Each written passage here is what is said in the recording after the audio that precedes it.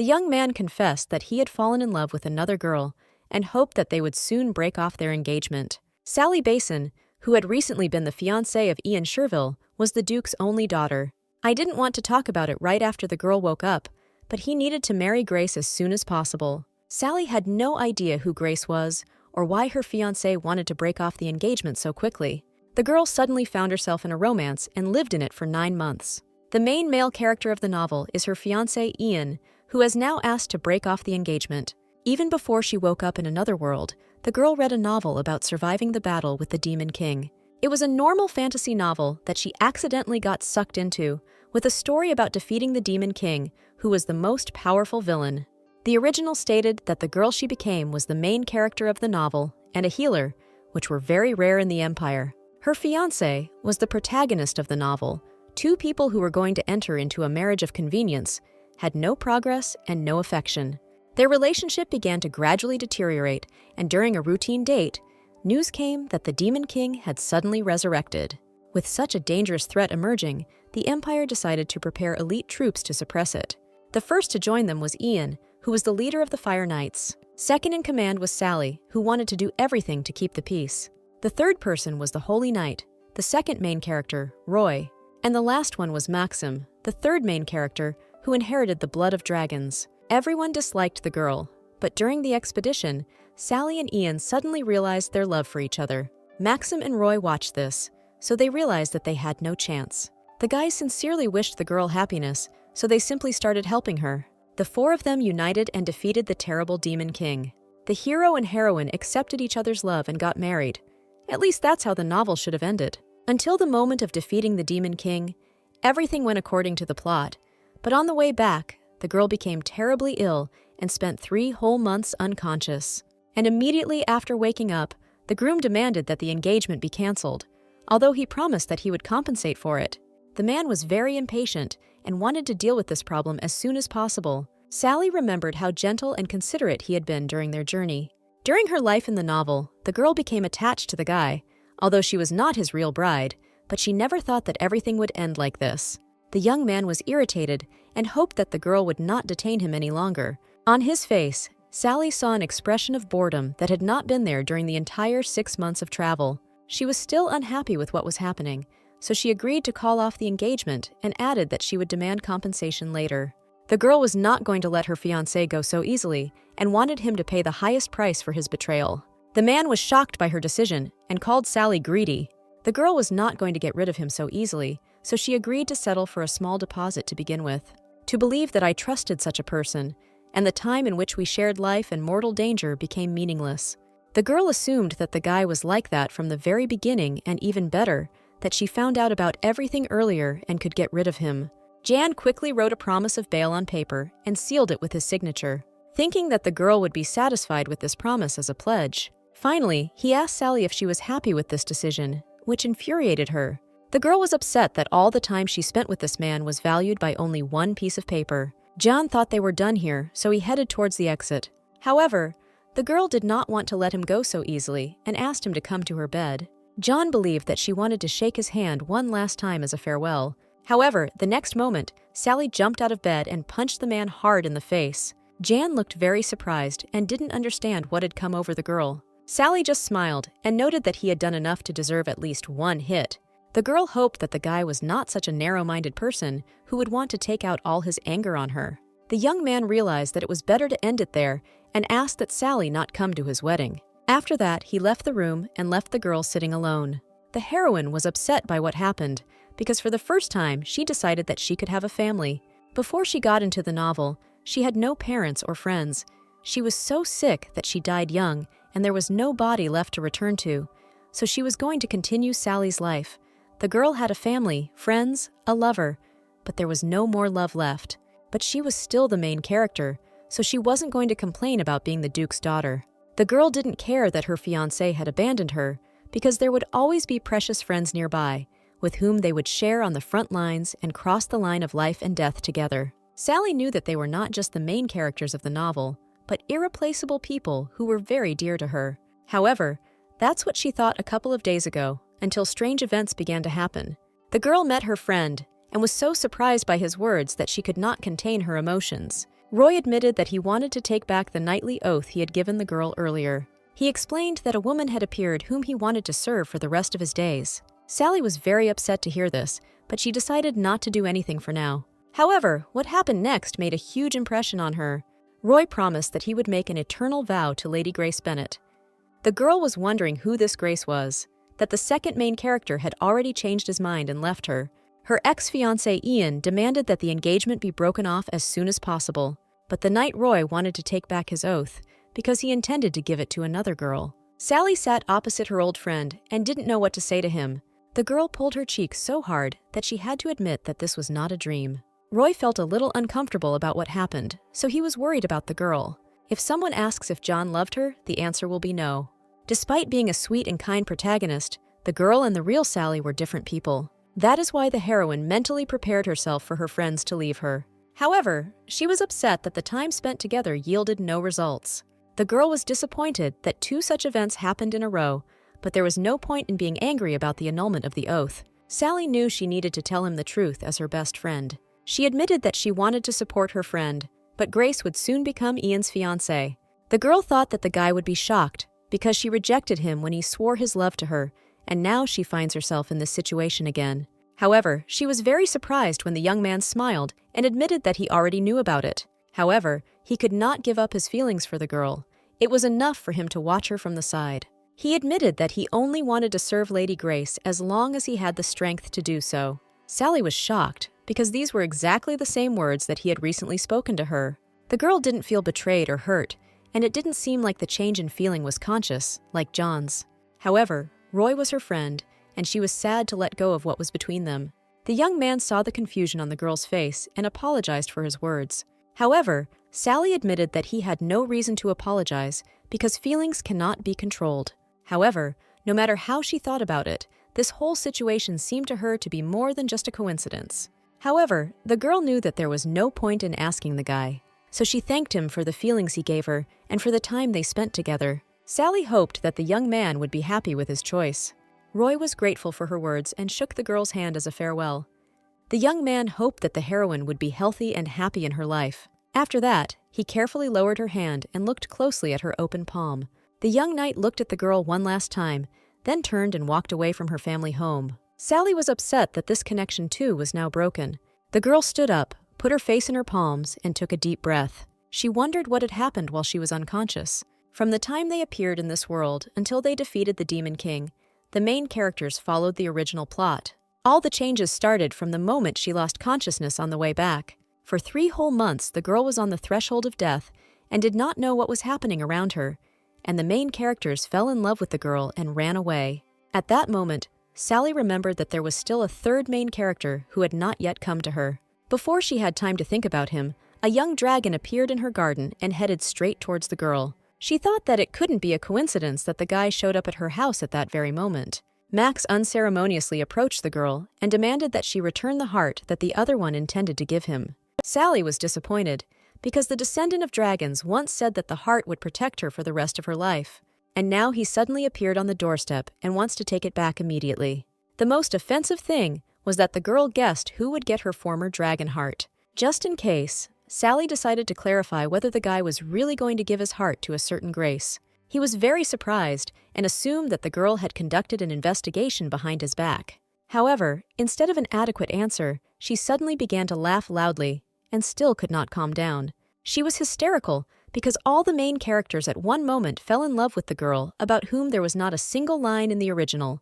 While traveling several months ago, the girl lost her balance on the edge of a cliff. She was falling down and thinking that she would soon die. Suddenly, a young dragon heir appeared right in front of her, rushing downwards. While in flight, he used his power and turned into a huge dragon.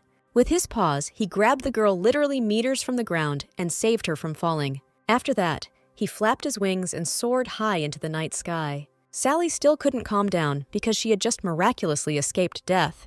The girl thanked her friend Max for his help and saving her. The young man ran up to his friend and began shaking her by the shoulders. He didn't understand why she had even climbed that steep mountain and put herself in danger. He was worried because the girl could have really died if he hadn't made it in time. In fact, Sally climbed up because there was a plant growing there that had powerful healing properties, highly prized among adventurers, the Silkia flower. It would have been possible to take it without any problems, but suddenly the place where the girl was standing collapsed. The young dragon apologized to the girl because he was very surprised when he saw her fall, so he got worried. He knew that human life was too easy to lose because people were so weak and fragile. Then the young man decided that the fragile girl needed protection, so he carefully took his own heart out of his chest and handed it to his friend. The dragon said that the heart can protect its owner and is one of a kind. He admitted that he would not have a tenth of his original strength left. However, it didn't matter if it meant his girlfriend could live a little longer. Sally was incredibly grateful for such a valuable gift and was going to cherish it for the rest of her days. However, not much time passed, and now the same guy came to her and demanded that she return the heart he had given her. Sally just took a deep breath and realized that this guy had also fallen under the influence of the secondary heroine. The dragon was curious how the girl found out about Grace and whether she had really been sick for all these 3 months. Sally was disappointed that this was the first thing the dragon said to his newly recovered friend. The guy himself realized that he had behaved unculturedly, so he asked about the girl's health. After this, the young men went to the girl's chambers so that she could give the heart to its owner. Sally called her personal maid Emma and gave her the order. The girl asked the maid to bring the box from the safe in her private room. The dragon was curious as to why the girl didn't ask the reason why he was asking for his heart back. Sally admitted that there are not many things that can change feelings. She wanted to ask, but she was really afraid to hear the truth. She was afraid that all their actions in the past could have been done by shells that followed the original plot. However, now the girl did not understand at all what had been real during those 6 months. She admitted that she kept the dragon's heart in a safe because she was afraid of losing it. The girl sincerely considered him too precious to be thrown away like that. The dragon wanted to say something. Just at that moment, the maid returned and brought the box. It contained the heart of the last dragon of the empire, and there was a legend that it protected its owner. Sally never got hurt after she got it, but for some reason she couldn't wake up for 3 months. The girl knew that she was alive thanks to him, so she returned him to his owner and thanked him for his protection. She wished the guy all the best and noted that she would not see him off. After the dragon left, the girl got tired, sat down in a chair and sighed heavily. Even the maid Emma noticed that her mistress was very upset about what had happened. The hostess asked the girl to imagine that she was preparing a dish from ingredients that were very difficult to obtain, risking her life, and someone came and ate everything. Sally was incredibly angry because she was dragged into the punitive detachment immediately upon arrival. She did not have time to build relationships with other people, worked hard, returned to normal life, and all her efforts were in vain. So the girl ordered Emma to ask the best guild to get information about this Grace. Sally wasn't going to leave it like that. She wanted to find some changes in the girl's habits, whether she suddenly started saying strange things. She needed to find out whether this was all just a coincidence or not. A few days later, Emma was helping her mistress tidy herself up in front of the mirror. Sally looked unwell because she had a dream about them going to defeat the Demon King. Then there was a heavy rain. The road became difficult to move along. She walked behind, lost her balance, and fell into the mud. The girl screamed in pain and disappointment that everyone was being detained. However, 3 hands immediately reached out to her because all her friends wanted to help her. The knight noticed that the road was very bumpy and the girl had better hold his hand. The young dragon was strong and offered to carry the girl on his back if it was so heavy for her. Her fiancé, Ian, kept the girl's spirits up and treated her like a real lady even in such a place. Of course, Sally took her fiancé's hand and so they moved on. She felt that Max and Roy had withdrawn their hands in bitterness, but she could not reciprocate their feelings, so she decided not to give false hope. And now it's all over. These events will remain as stirring memories of her past. The lady noticed that everything was fine with her and asked how her father was doing. Emma said that the men are very worried about their daughter and try to make sure that she gets the best. She was glad that she had such a caring father, even though sometimes he embarrassed her. Duke Henry gave all his love to his daughter after his precious wife died. He was a sincere father who cared for his family. When the girl got into the heroine's body, she had already agreed to participate in the squad's mission, although her father did not approve of this. But he could not go against the child's wishes, so he followed his stubbornness. But his daughter returned unconscious and did not come to her senses for a long time. According to Emma, he met with the best doctors, healers, and priests throughout the country. The Duke fell into despair when the girl never woke up. After months of being unconscious, in the world she had recently entered, she felt her father's love for the first time. It was nice that the man was even worried about missing dinner, and just recently he declared a hunger strike until she came down to eat. The heroine was convinced that the man was ready to do anything for his daughter. It was an expected reaction after he heard about the groom's antics. When the father heard about the broken engagement, he immediately grabbed his sword and was going to attack the Duke's residence. The engagement was arranged by Sally's grandfather from the very beginning. In other words, it was the contract of the previous Duke, the alliance of the Basin family, whose wealth exceeded the imperial treasury, and the Cherville family, a family with a great history that dominated the political world. It was a serious marriage, which even the emperor himself feared. But in the end, after everything that had been experienced, everything failed. Sally knew that her appearance resembled that of her mother, who had been a respected person in social circles. It was immediately obvious from the girl that she was the main character. It was impossible to confuse her with anyone else. Her father gave her magic potions every day, so she didn't lose any muscle while she was just lying unconscious. Sally was all set and headed downstairs to meet her father. Duke Henry heard that the girl had left a request for a woman at the guild. He assumed that she still had some regrets about her ex-fiancé. However, the girl stopped him and admitted that he had misunderstood her. Finest is the largest information guild of the empire and their family's business. Their strength and wealth were in information. The guild was created by the first head of the family, supported their family throughout their existence. No one had used their services before, but it is very convenient to have a source of reliable information that no one can help but photograph. At the same time, everything that happened within the guild was immediately reported to the head of the family. The girl admitted that she needed to verify some information. She told me that Roy and Max came to see her today.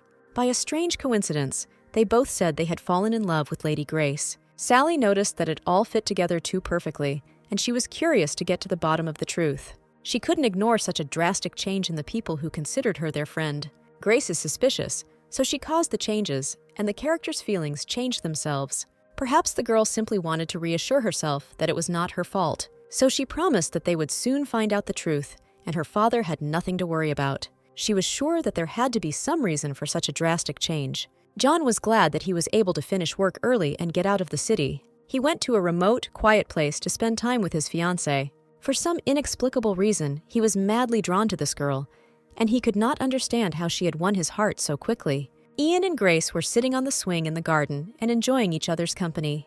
The young man asked the girl if there were any places she wanted to go. Then the blonde smiled and said that this time she wanted to go to a dessert shop that other people had recommended to her. However, Jan heard the name and remembered that it was his ex-fiancé's favorite store. He began to dissuade the girl, saying that the store was quite far away and not very popular, suggesting that they go to another one. However, Grace pressed herself closer to him and noted that this was the place she wanted to go to. The young man insisted on his own and continued to say that the store was too far away and it would be better to go somewhere closer. Then the girl's face immediately changed and suggested that he had gone there with his ex-fiancé. She realized that this place would bring back memories of her, and that is why she does not want to take Grace with her.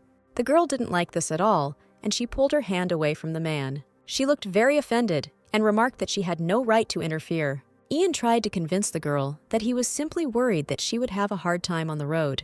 In desperation, the man remarked that they could go to that store right now. Only after these words did the blonde calm down and look at her fiancé with hope. John noticed that the girl was the only one for him, and he had no connection with his ex-fiancé. Grace wanted to believe in his sincerity and asked him to swear to her about it. After this, the girl finally cheered up, and the young people decided that they were urgently going to the candy store. The Duke ordered his coachman to prepare the carriage as quickly as possible. Grace was glad that she had managed to achieve her goal so quickly. The boy ran around the square selling newspapers for the latest news. Recently, a rather loud article was published, which now everyone wanted to read. All the aristocrats, and not only discussed what had recently happened in society. The article stated that Sally was living in seclusion due to her broken heart after her engagement was broken. The heroine herself also read this article, but did not pay attention to it. The girl knew that this was a stupid deception, which she had been through many times. Now all the difficulties were behind her, and she could enjoy her life as a real princess. Sally was happy to live in a quiet environment and lead a glamorous city life. The adventure was met with trials that were not described in the novel. For example, the girl had to sleep on dirty ground and wash in icy water. There were even days when you could only eat hard bread. No matter how difficult the situation was, the girl felt such comfort for the first time, so she saw no point in being sad. Finally, she could breathe a sigh of relief and enjoy the luxurious life of an aristocrat. As soon as she relaxed, news came that His Majesty was throwing a party. a victory ceremony that takes place after the defeat of the Demon King, and this festival was organized by the Emperor for the Saviors. Ian, Max, and Roy, who were participating in this mission, were invited to attend. The girl was unable to attend the ceremony because she was unconscious with an unknown illness. Sally was pleased that her maid Emma was so concerned about her. The girl was unhappy that the newspapers wrote such nonsense and left everything as if it were true. The maid believed that it was impossible to write something like that without checking the facts, because it was completely untrue. While Sally stayed at home under the pretext of recovering, Emma scouted out the situation outside. The hottest topic of discussion was the saviors who defeated the Demon King, and among them, the one that attracted the most attention was the breakup of Sally and Ian's engagement. The girl guessed that gossip is loved in any world, so she was not surprised. Emma also reported that she sent the letter as the owner and asked her to. It was a letter to her ex-fiancé demanding payment for the broken engagement. Sally knew that the man would definitely explode when he read it, because she asked for something very valuable. At that moment, another maid came and reported that, at her request, the deputy head of the Information Search Guild had arrived. Sally was surprised, because not even a day had passed since they started looking for information. After some time, the girl met with the mercenary and received a report on the work done. The file contained all the information, surroundings, and family of the subject of interest. John was a man who became the vice leader of the guild at only 24 years old. Sally knew that this information could be trusted because the guild were reliable people, so she carefully opened the envelope and began to look through the documents. However, what she saw shocked the girl. She could not believe what she read. John even had to additionally confirm that all this information was reliable. Sally couldn't believe that such a capable guild managed to find out only one piece of paper worth of information about this girl. She even thought that the young man had misunderstood the task and had not given her all the information. The girl did not expect to learn the whole truth, but she hoped to find at least something useful about her rival. However, the sheet contained data that could have been obtained without outside help. John noted that the only thing worth noting was that the girl had contact with 3 men within 3 months of the victory ceremony. However, as Sally had guessed, all these meetings were initiated by the men themselves. The girl guessed that their first meeting took place at the ceremony. 4 people who had never communicated before suddenly started talking. They never left the girl's circle again and fell in love during the ceremony and a couple of weeks after it. Additionally, John provided a list of participants in that very holiday. Sally didn't see anything unusual because the emperor, empress, crown prince, and other high nobles were present. The girl realized that Grace had done nothing. The main characters had simply changed their minds, and she had not found what she wanted to know initially. After this, Sally was unsure of what she should do next and whether she should react to it in any way. Emma noticed the hostess's bad mood and suggested that the girl go for a walk in the afternoon. She knew Sally was like this after meeting the last guest. Sally was worried that she had not found any evidence that the main characters had been deceived. She didn't expect the whole truth to be revealed, but it was a shame not to find even the slightest clue. Emma suggested to the hostess that they go into town and eat cakes at her favorite bakery. Only this could inspire Sally and make her stop thinking about Grace. The girl realized that she didn't have time to worry about other people. That's why Sally immediately agreed to the maid's offer to cheer herself up with cakes. However, they were soon disappointed by the sudden meeting with old acquaintances. The girl was upset to meet her former knight on the day she decided to go out into the city. She approached the young man and asked him why he had come to this bakery. She noticed that he had a strange expression, as if he had seen someone he shouldn't have. The girl did not understand why the young man was ignoring her questions and acting as if she did not belong there. Sally immediately noticed that the swarm looked like it was very uncomfortable to be there. She knew he wasn't the type of person who would behave like that in front of others. Moreover, she was very surprised by the reaction of the young man, who thought that it would be better for the girl not to go into this store. He tried to tell her that all the desserts were gone and the girl would be better off going somewhere else. However, Sally could see perfectly well that all this was too obvious a lie. She knew the young man's habit of not looking into the eyes when he was trying to lie to someone. She still knew too well to fall for this deception. She remembered that the young man had looked exactly the same when he had said goodbye to her recently. The girl immediately understood what was really going on around this store. Sally suggested that Lady Grace was inside now. From the young man's reaction, the girl realized that she had been right in her guess. Emma approached the hostess from behind and suggested that they go to the store and buy everything themselves. However, Sally saw no problem in going into the store in person and enjoying the wonderful, delicious desserts. She wished her former friend good luck and was about to enter the cafe. The girl slowly climbed the stairs and thought that she did not have to avoid anyone in this world.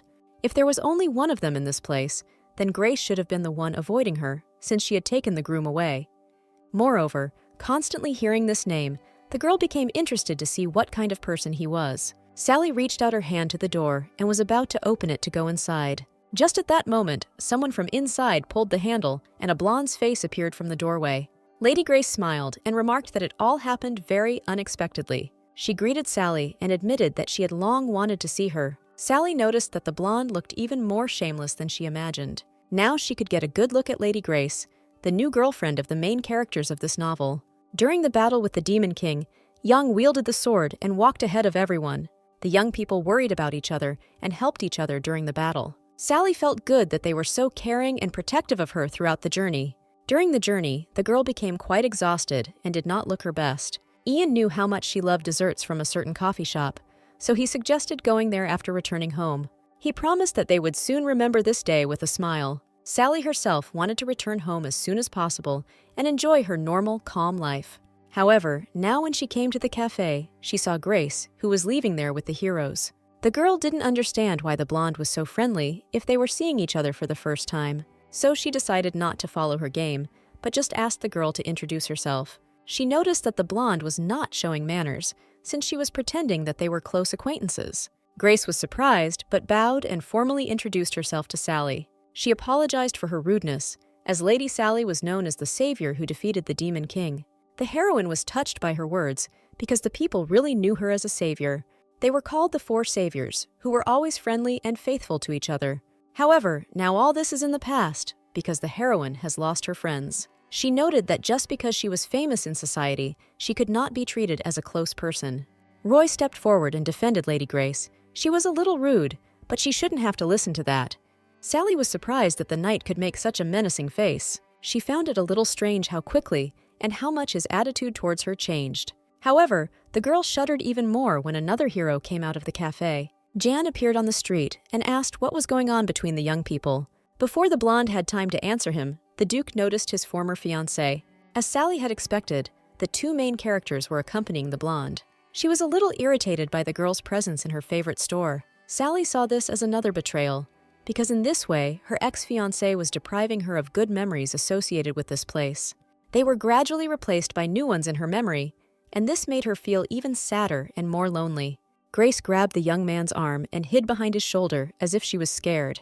Ian immediately brought his bride to defend himself and yelled at Sally. The blonde tried to explain that there was a misunderstanding because she forgot to introduce herself. However, the girl also threw out words that Sally did not like her at all. John noted that he didn't care what happened. He just didn't want anyone to be rude to his fiancée. At that moment, Sally realized that she didn't need to look for the reason for his strange behavior because their relationship had ended long ago. The girl was so stupid that she clung to feelings that were long in the past.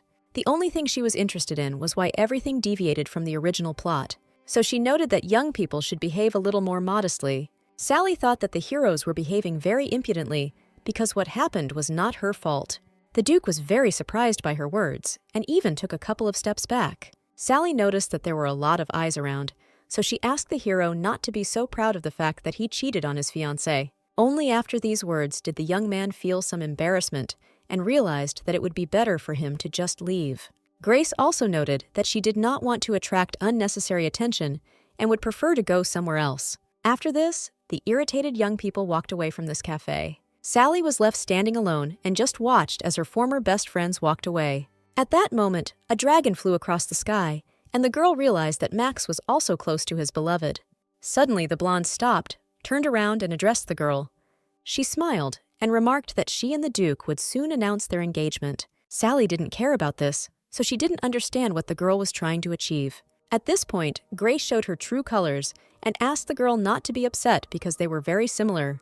The heroine was surprised because she did not understand what the blonde was trying to tell her.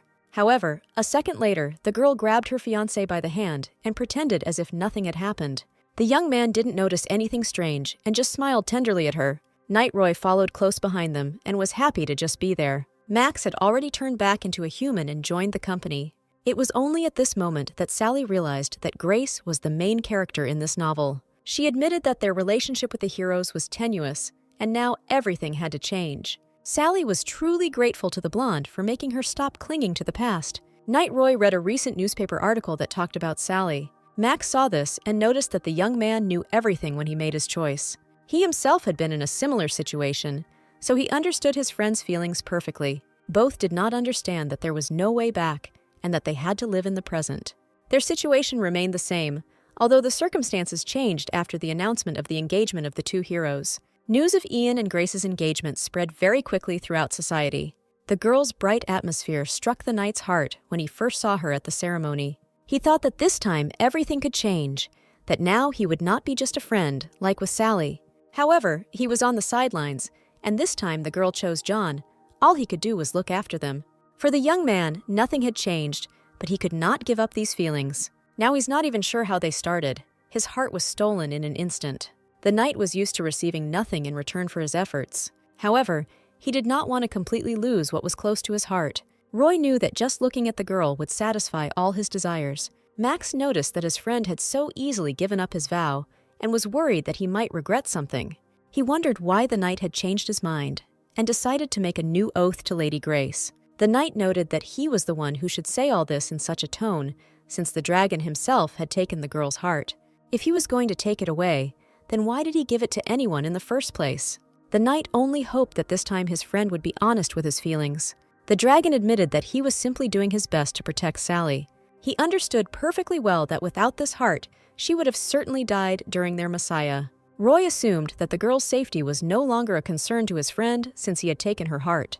Max was furious at his words and noted that he still liked Sally. Suddenly, after these words, a sharp pain pierced his heart and his head began to spin. He felt as if he had forgotten something important, which was now beginning to surface. However, at that moment, an image of Grace appeared in his head, shining brighter than anything else. The girl smiled broadly and loudly called the young man to join her in the garden. The night swarm noticed his friend's strange behavior and became a little wary. He noticed how Max suddenly forgot everything they had talked about and went straight to the girl. Just now, the young dragon looked as if he was confused about his feelings. The knight himself did not understand why the young man began to doubt and experienced similar feelings. However, the image of Lady Grace immediately appeared before him, and this time she was addressing him.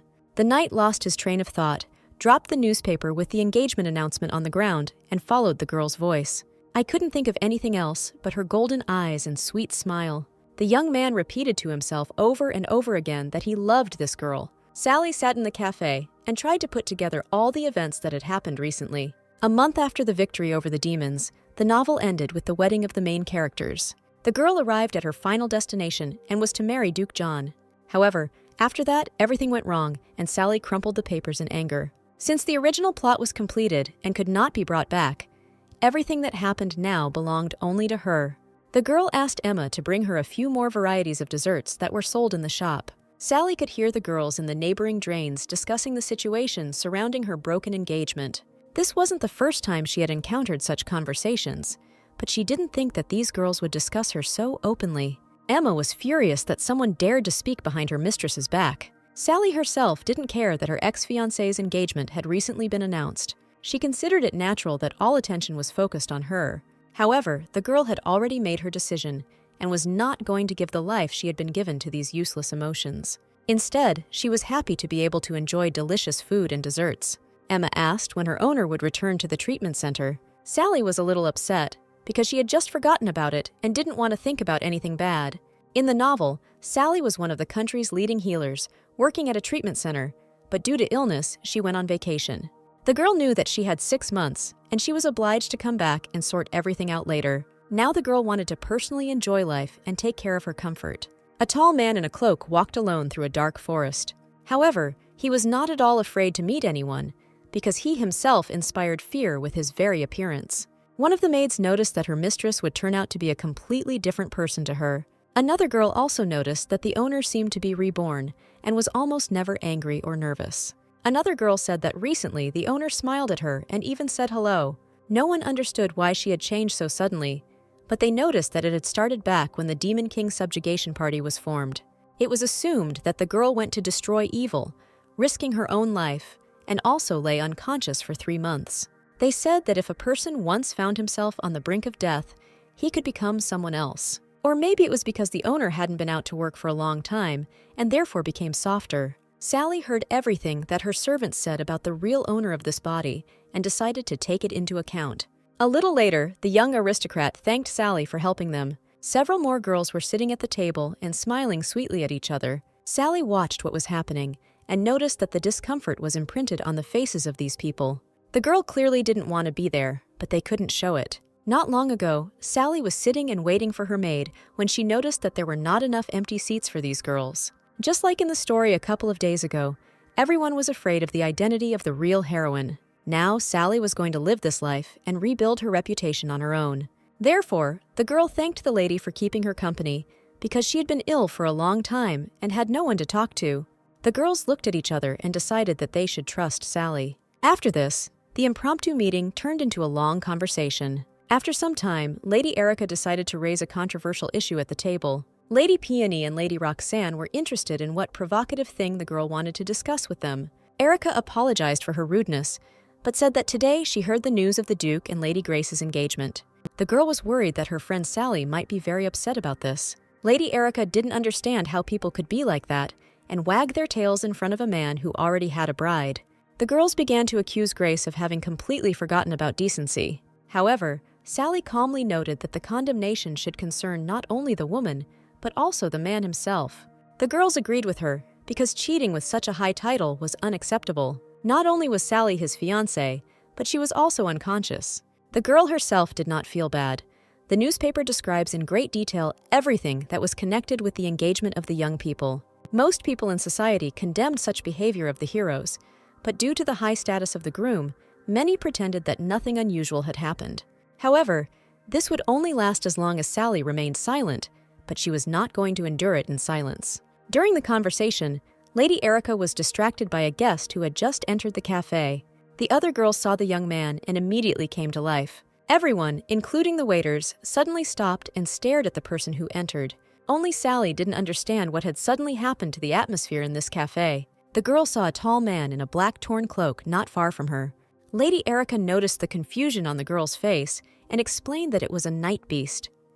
The man was surrounded by a terrifying dark aura, and his eyes seemed to glow red. Sally didn't try to examine this young man because his face seemed somehow familiar to her. She was sure that she had met this man before, but she couldn't remember where. The girl knew that this was the world of a romance novel, and all the important characters should have a distinctive appearance and characteristic features. The main characters leave behind a feeling of nobility and a pleasant atmosphere. She couldn't believe that the man with the appearance of a beautiful sculpture was not mentioned in any way. Sally thought the nickname suited the man, even though he didn't seem like the type to like sweets. The girl suggested watching the stranger and saw that he was talking to one of the cooks. After a short conversation, the cook handed a small bag to the night beast. Sally and Emma thought it looked very suspicious. The girl even suggested that the young man was going to do something bad to the owner, but Erica reassured her. She said that the bag contained food that was being distributed to the hungry.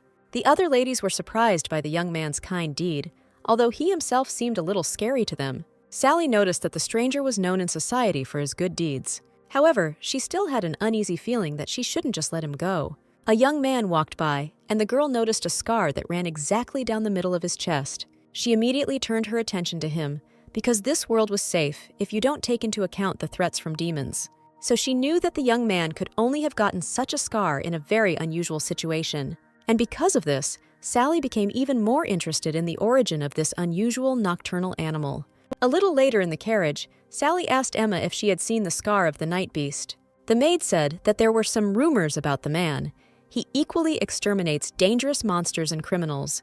Perhaps he received the wound precisely because of this. However, Sally knew that his injury did not look like anything like that. Emma asked her mistress if she enjoyed her walk today, because they had met some nice people. Sally's mood improved, because she had not been out in public for a long time, and at first those ladies only looked at each other. However, the girls then became friends, and the conversation never died down, and Sally promised that she would invite them to the next tea party at her home. Emma wanted to greet the guests well, and promised that she would try to decorate the garden before their arrival. Sally was with the Saviors the entire time she came to this world, and her environment was limited to them. It was only after she was able to get rid of these feelings that she felt her world begin to expand. Now the girl had the feeling that she was starting from scratch. A little later, Emma admitted that she had long been interested in what the Demon King looked like. There were many rumors that only 4 saviors knew about the real appearance. The maid assumed that since the Demon King was the leader of the monsters, he looked like a real monster. It was difficult to call this creature a monster or a human, because its body was covered in scales and it was almost 3 meters tall. But the most frightening thing about the Demon King was his eerie red eyes. Sally got goosebumps every time she thought about her battle. Emma heard in the store that the Demon King could have unearthly beauty. Sally hoped that soon the girl would get tired of discussing the Demon King's appearance and would stop asking her so many questions. Suddenly, the carriage began to shake and brake sharply. A couple of minutes later, when the girls came to their senses, they asked the coachman about what had happened. The young man was horrified and apologized for stopping the carriage so abruptly. He explained that he tried to drive through the forest, but they were surrounded by a whole pack of wolves. Sally immediately guessed that they had attracted the attention of hungry monsters. She hoped that the carriage would be able to slip past the wolves, but the horses were too frightened and did not move. The girl knew that staying in one place would be even more dangerous. She knew that even with a weapon she could deal with several wolves, but there were too many of them here. The young man trembled with fear and hoped that he could distract the monsters while his mistress escaped. However, Sally had no intention of abandoning her servants and noted that they would be able to pass if they removed the monsters that were blocking the way. The coachman was surprised by the girl's words, but noted that it would be possible. After these words, the lady announced that she would pave the way with her own strength, and the coachman should take advantage of this and drive on. Emma didn't want to let her mistress go because it was too dangerous outside. However, the girl could not be stopped. She got out of the carriage and slammed the door behind her. Sally knew that her healing light could buy her some time. The girl called upon her power and concentrated it in one hand in the form of a bright ball. Little by little, she added more and more power, adding a second arm. Soon the light became so bright that the monsters began to run back into the forest. Immediately after this, Sally ordered the coachman to drive the carriage as far as possible. However, the girl was mistaken and did not notice several monsters that approached her from behind. She realized that the wolves were approaching too quickly, and they needed to leave this place immediately. However, before Sally had time to climb into the carriage, one of the monsters had already rushed at her. Suddenly, a powerful dark energy surrounded the wolf and literally dissolved him into thin air. The powerful explosion caused the remaining monsters to scatter, leaving Sally lying on the ground, exhausted. She wondered what this black light was and who had come to save her.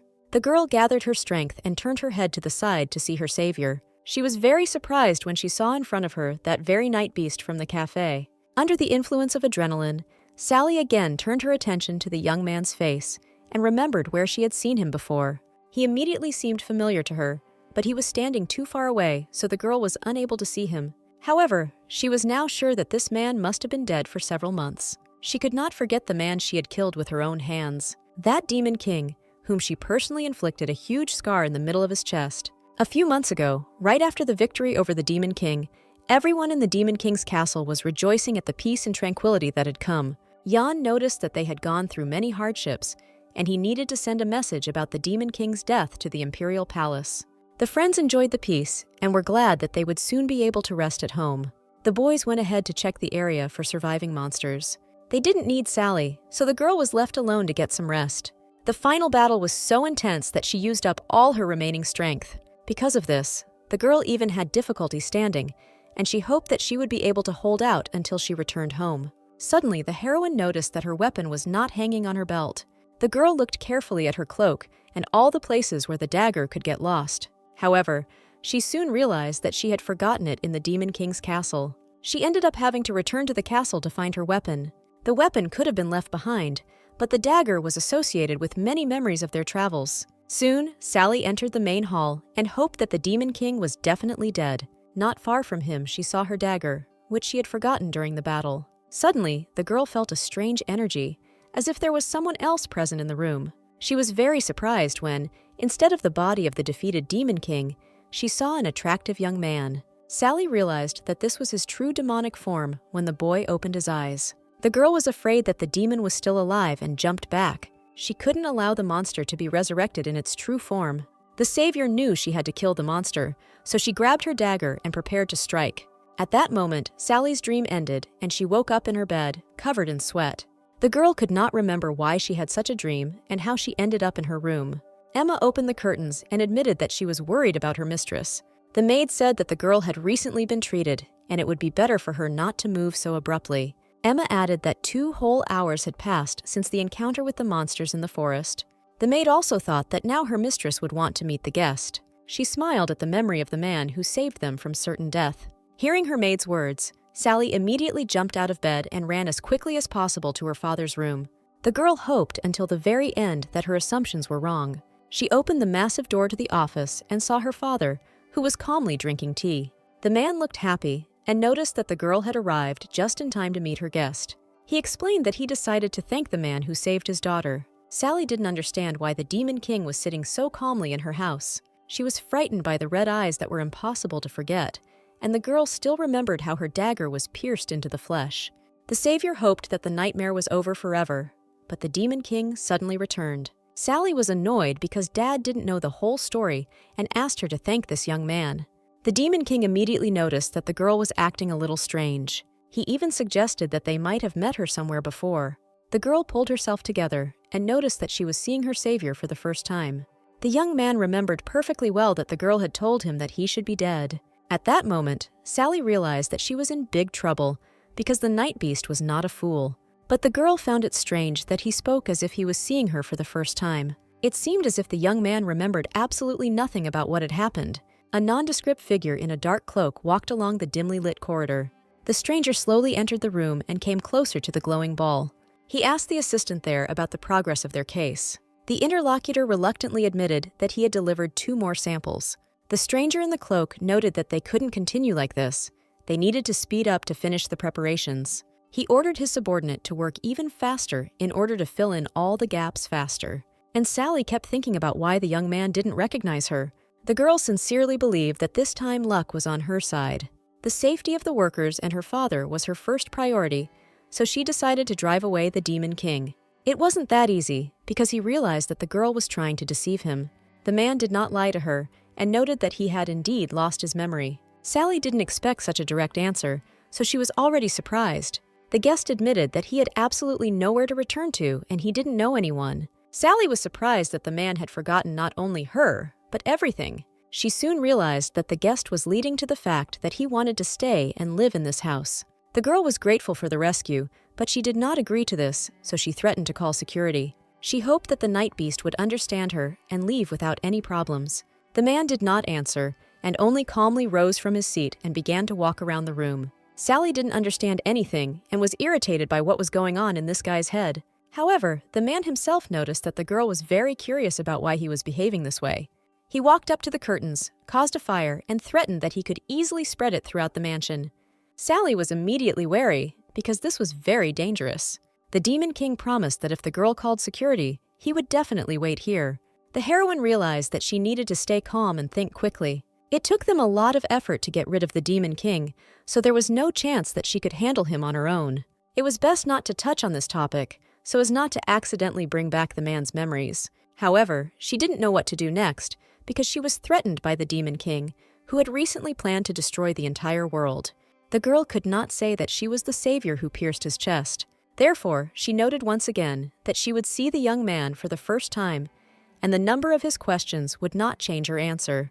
She had only to pretend for so long and continue to talk about how she was seeing him for the first time. After these words, the night beast calmed down a little.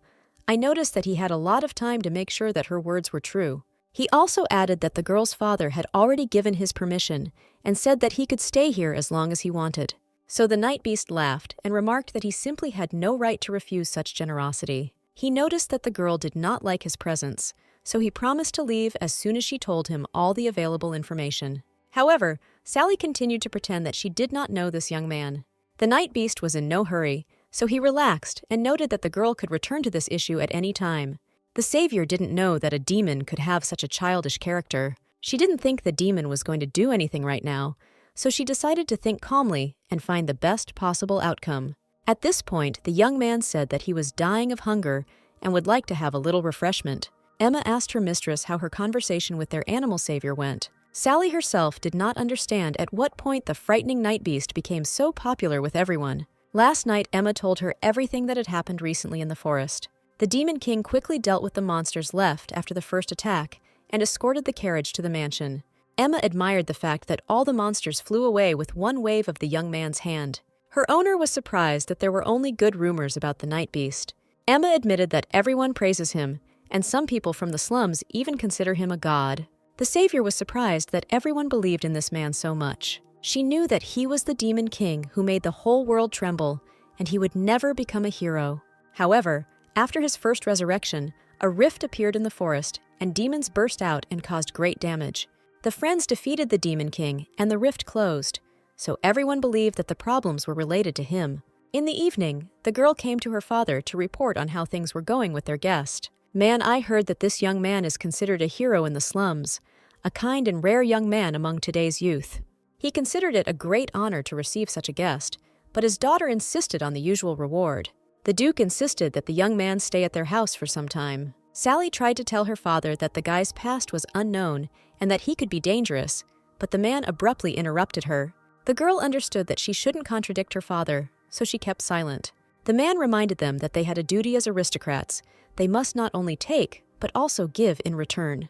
The girl knew that his reaction was expected, but she still felt disappointed. It was not the first time she had heard that the nobility of the family obliged them. It was a belief that the aristocracy should help the many people, and her father devoted his entire life to defending this principle. However, even because of this, the girl did not want to endanger all her loved ones, so she hoped that the man would believe her words. Sally approached her father and said that the man was hiding a secret. She was about to tell him that he was a former demon king, but suddenly she couldn't utter a single word.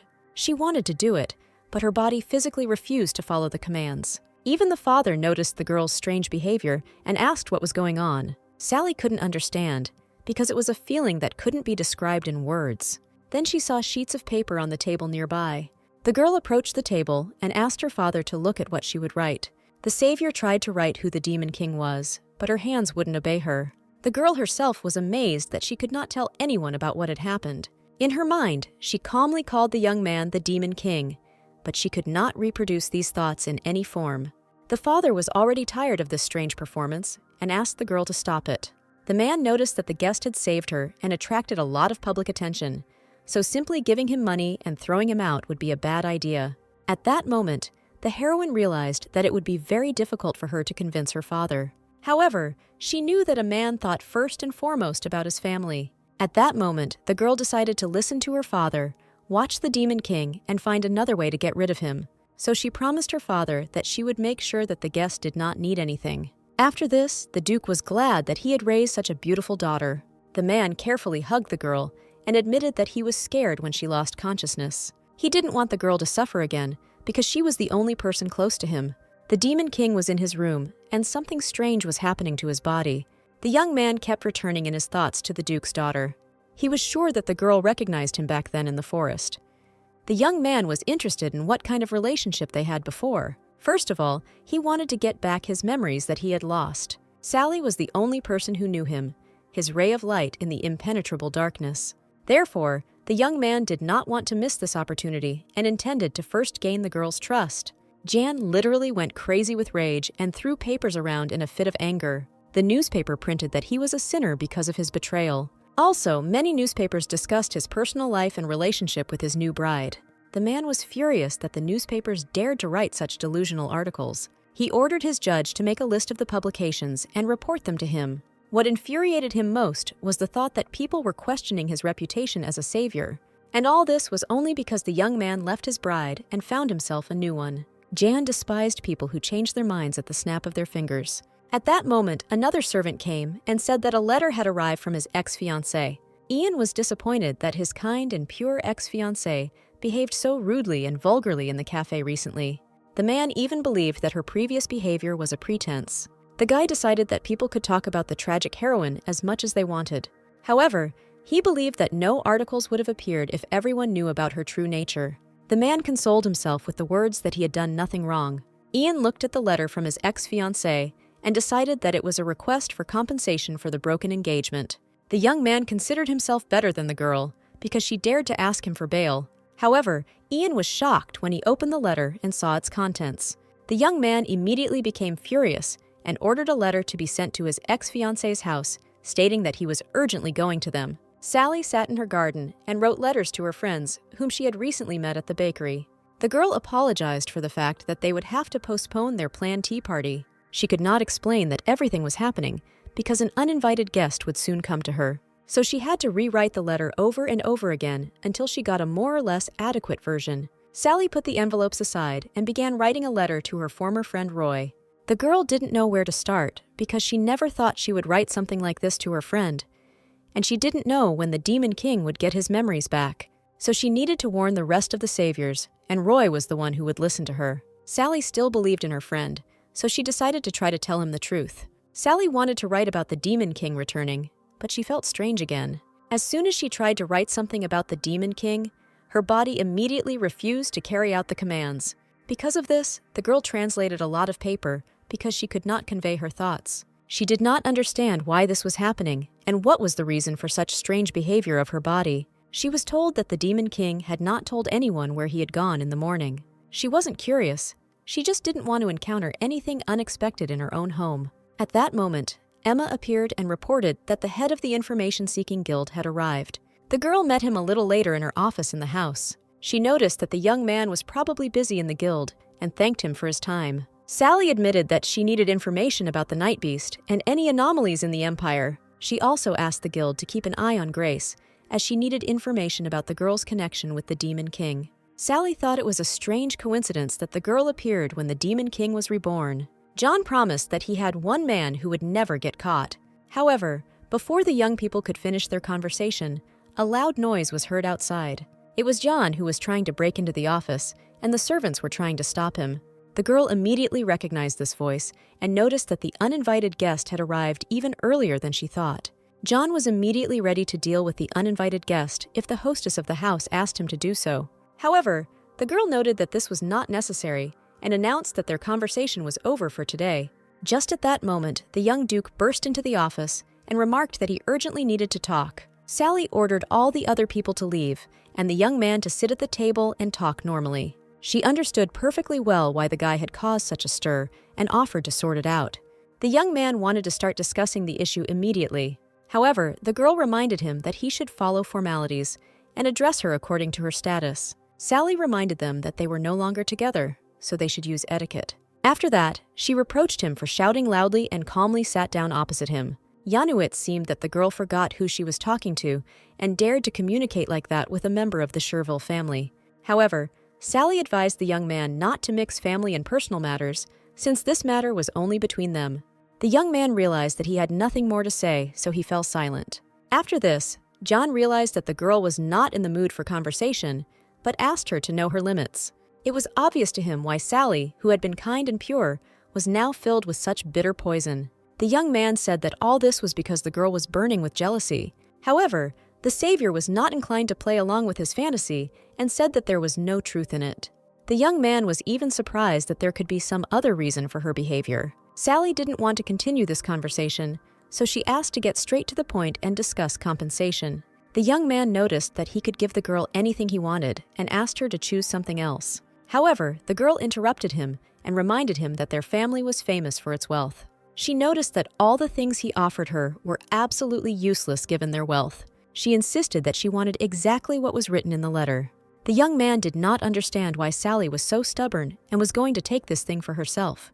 However, the girl noted that she simply asked for what she wanted. She knew perfectly well that this was the only thing of her ex-fiancé's family that had any value. As compensation, she asked for the sword that defeated the Demon King.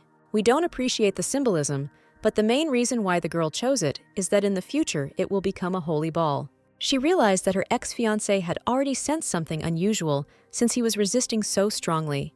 The man even suggested that the girl wanted this sword because she knew some information about it. However, Sally pretended not to understand what her ex-fiancé was talking about. She just laughed at his stubbornness and noticed that the young man was behaving very strangely. The girl even suggested that this sword contains a power that the guy does not want to let go of. Naturally, the young man denied everything, so he didn't notice that he could easily give it to her. She even noted that she would ask the imperial family to officially certify the transfer of this sword. The Duke again started talking about how the girl was doing this out of jealousy. She didn't care. Sally also knew that there would soon be a celebration at the operator's palace, which she had not been able to attend last time. The young man was very surprised when he found out that the girl did not want him to come to this party. After this, she stated that their conversation was over and the young man could go home. The Duke tried to be indignant, but the girl no longer listened to him. The young man hoped that they would not see each other again and ordered that he not be provoked any further. It was even a little irritating how he tried to act like a big shot until the very end. He walked away and was angry because the girl didn't regret their breakup at all. Almost before leaving, the young man encountered a night beast that had returned to the palace.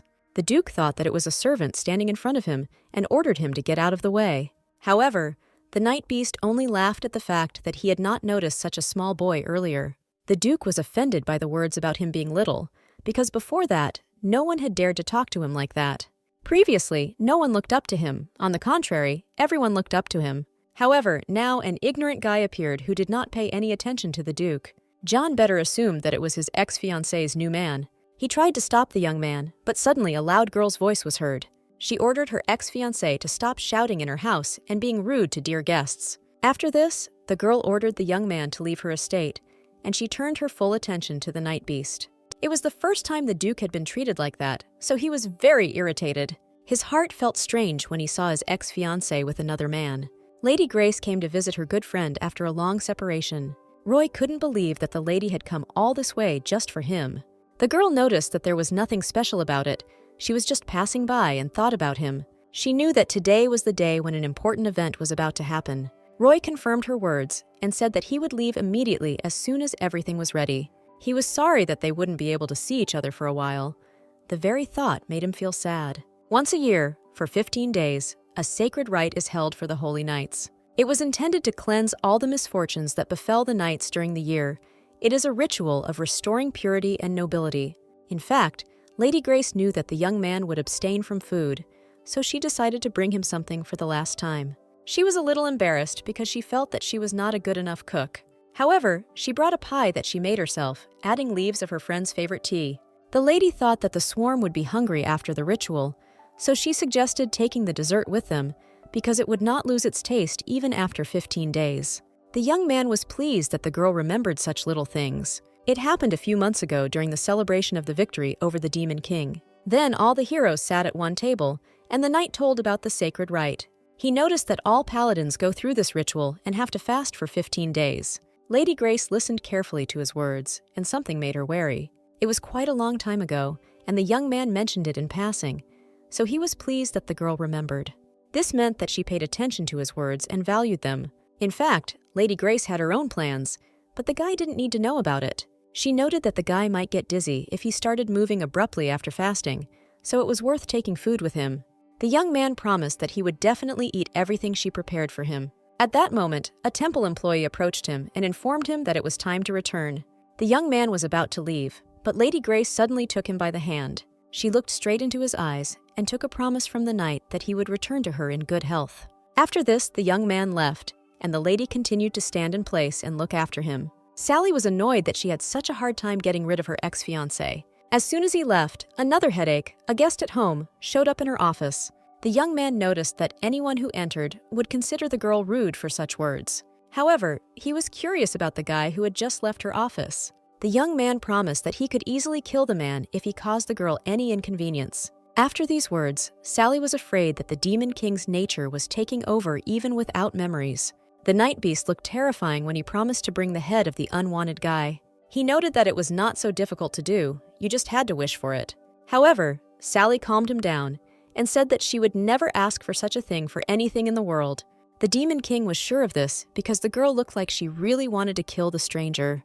He thought it would be a good deal, but he realized he was wrong. Sally immediately took notice of his words and thought that he wanted to get words out of her about his past. Late in the evening, the girl went out for a walk because she couldn't sleep. Everything had been happening too fast lately, and she couldn't sleep because of it. Even though the Demon King remained with them, none of their fears became reality.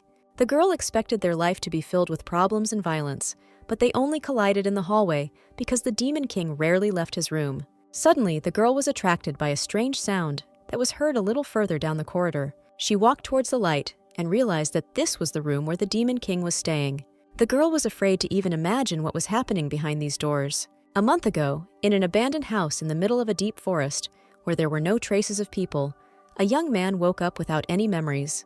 He didn't know who he was or where he came from, so he wandered aimlessly through Accra. He meets other people, but none of them recognize him.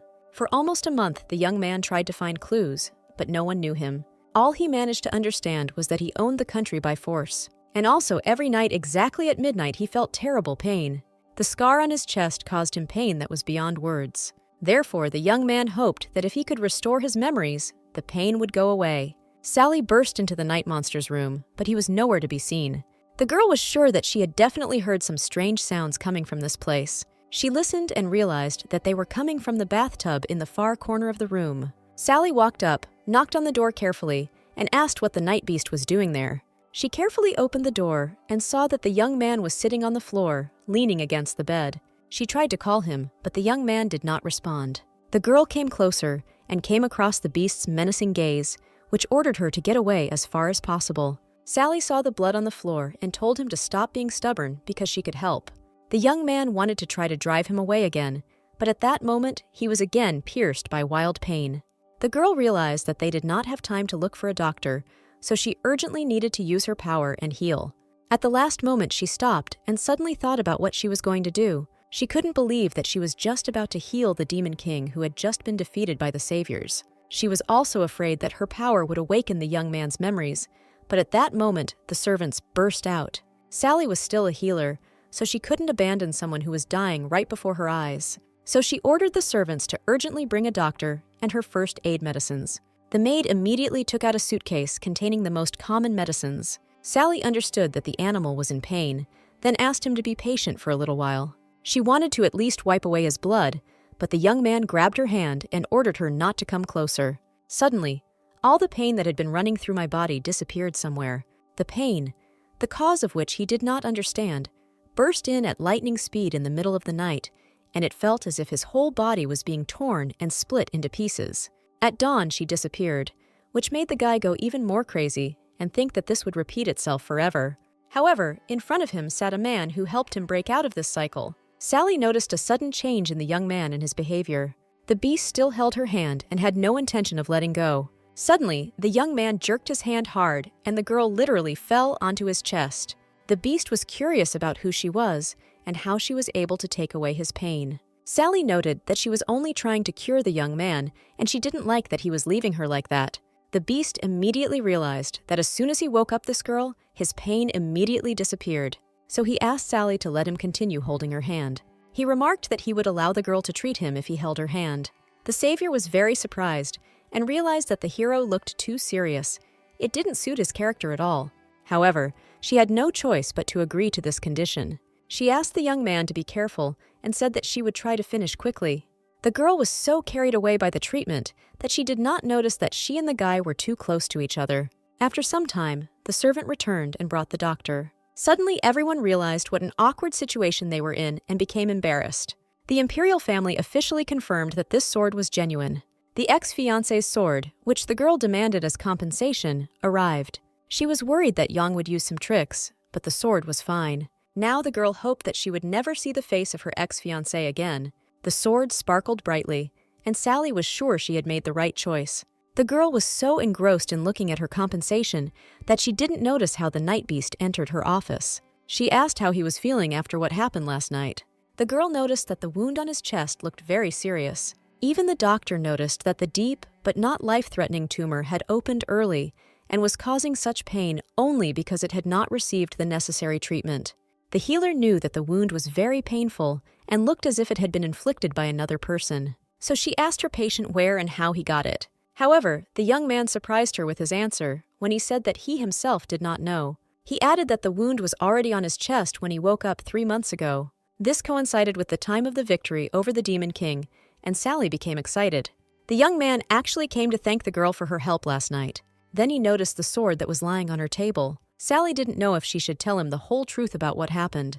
However, the girl still decided to believe in his memory loss and explained that this sword was used to defeat the Demon King. From the young man's reaction, she was convinced that he really didn't remember anything. Sally then revealed that the sword was used by the blonde man the beast had seen earlier.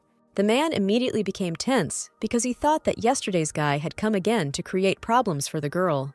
However, Sally just laughed and noted that the blonde must be going crazy right now. Young was truly furious because he gave something that even the emperor wanted to a woman who didn't know its value. The man felt the power in that blade when he defeated the Demon King, but he waited because it might be demonic power. Plus, he was pissed off by the guy who had been so arrogant with him at Sally's house. He did not bow his head to the Duke, so he could only ignore this stranger. The guy thought that Sally brought this guest on purpose to make him jealous. The young man was deep in thought when the door opened and the servants announced the arrival of his bride. The girl immediately noticed the mess that was going on in the guy's office. The man was so irritated that he dared to look angrily at the girl and tell her that he was busy. Lady Grace did not expect such treatment from her fiancé. The young man immediately realized his mistake and tried to apologize to her. However, the girl had already turned around and said that she would return when the young man calmed down. The Duke himself did not understand why he was behaving this way and why he could not think about anything normally. That evening, Sally's father invited everyone to dinner and was pleased that for the first time in a long time he could sit with his family. There, for the first time since she entered the novel, the girl saw the commander of the knights of their family. Robert was the second son of the Earl. He had outstanding abilities, so he received many offers from other families, but he remained confident in his father and took the position of commander of the knights of their family. The man admitted that he had long wanted to treat his guests, but due to business, he did not have time for it. The Night Beast noted that he did not care and did not need any special gratitude. His words sounded quite rude because the man never cared what others thought of him. Robert immediately noticed that the guest was behaving too rudely in his communication with the person who had sheltered him.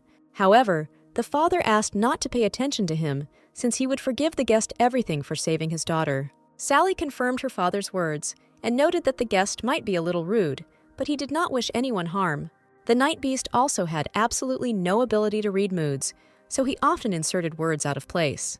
Because of this, the situation at the table between the guest and Robert became tense.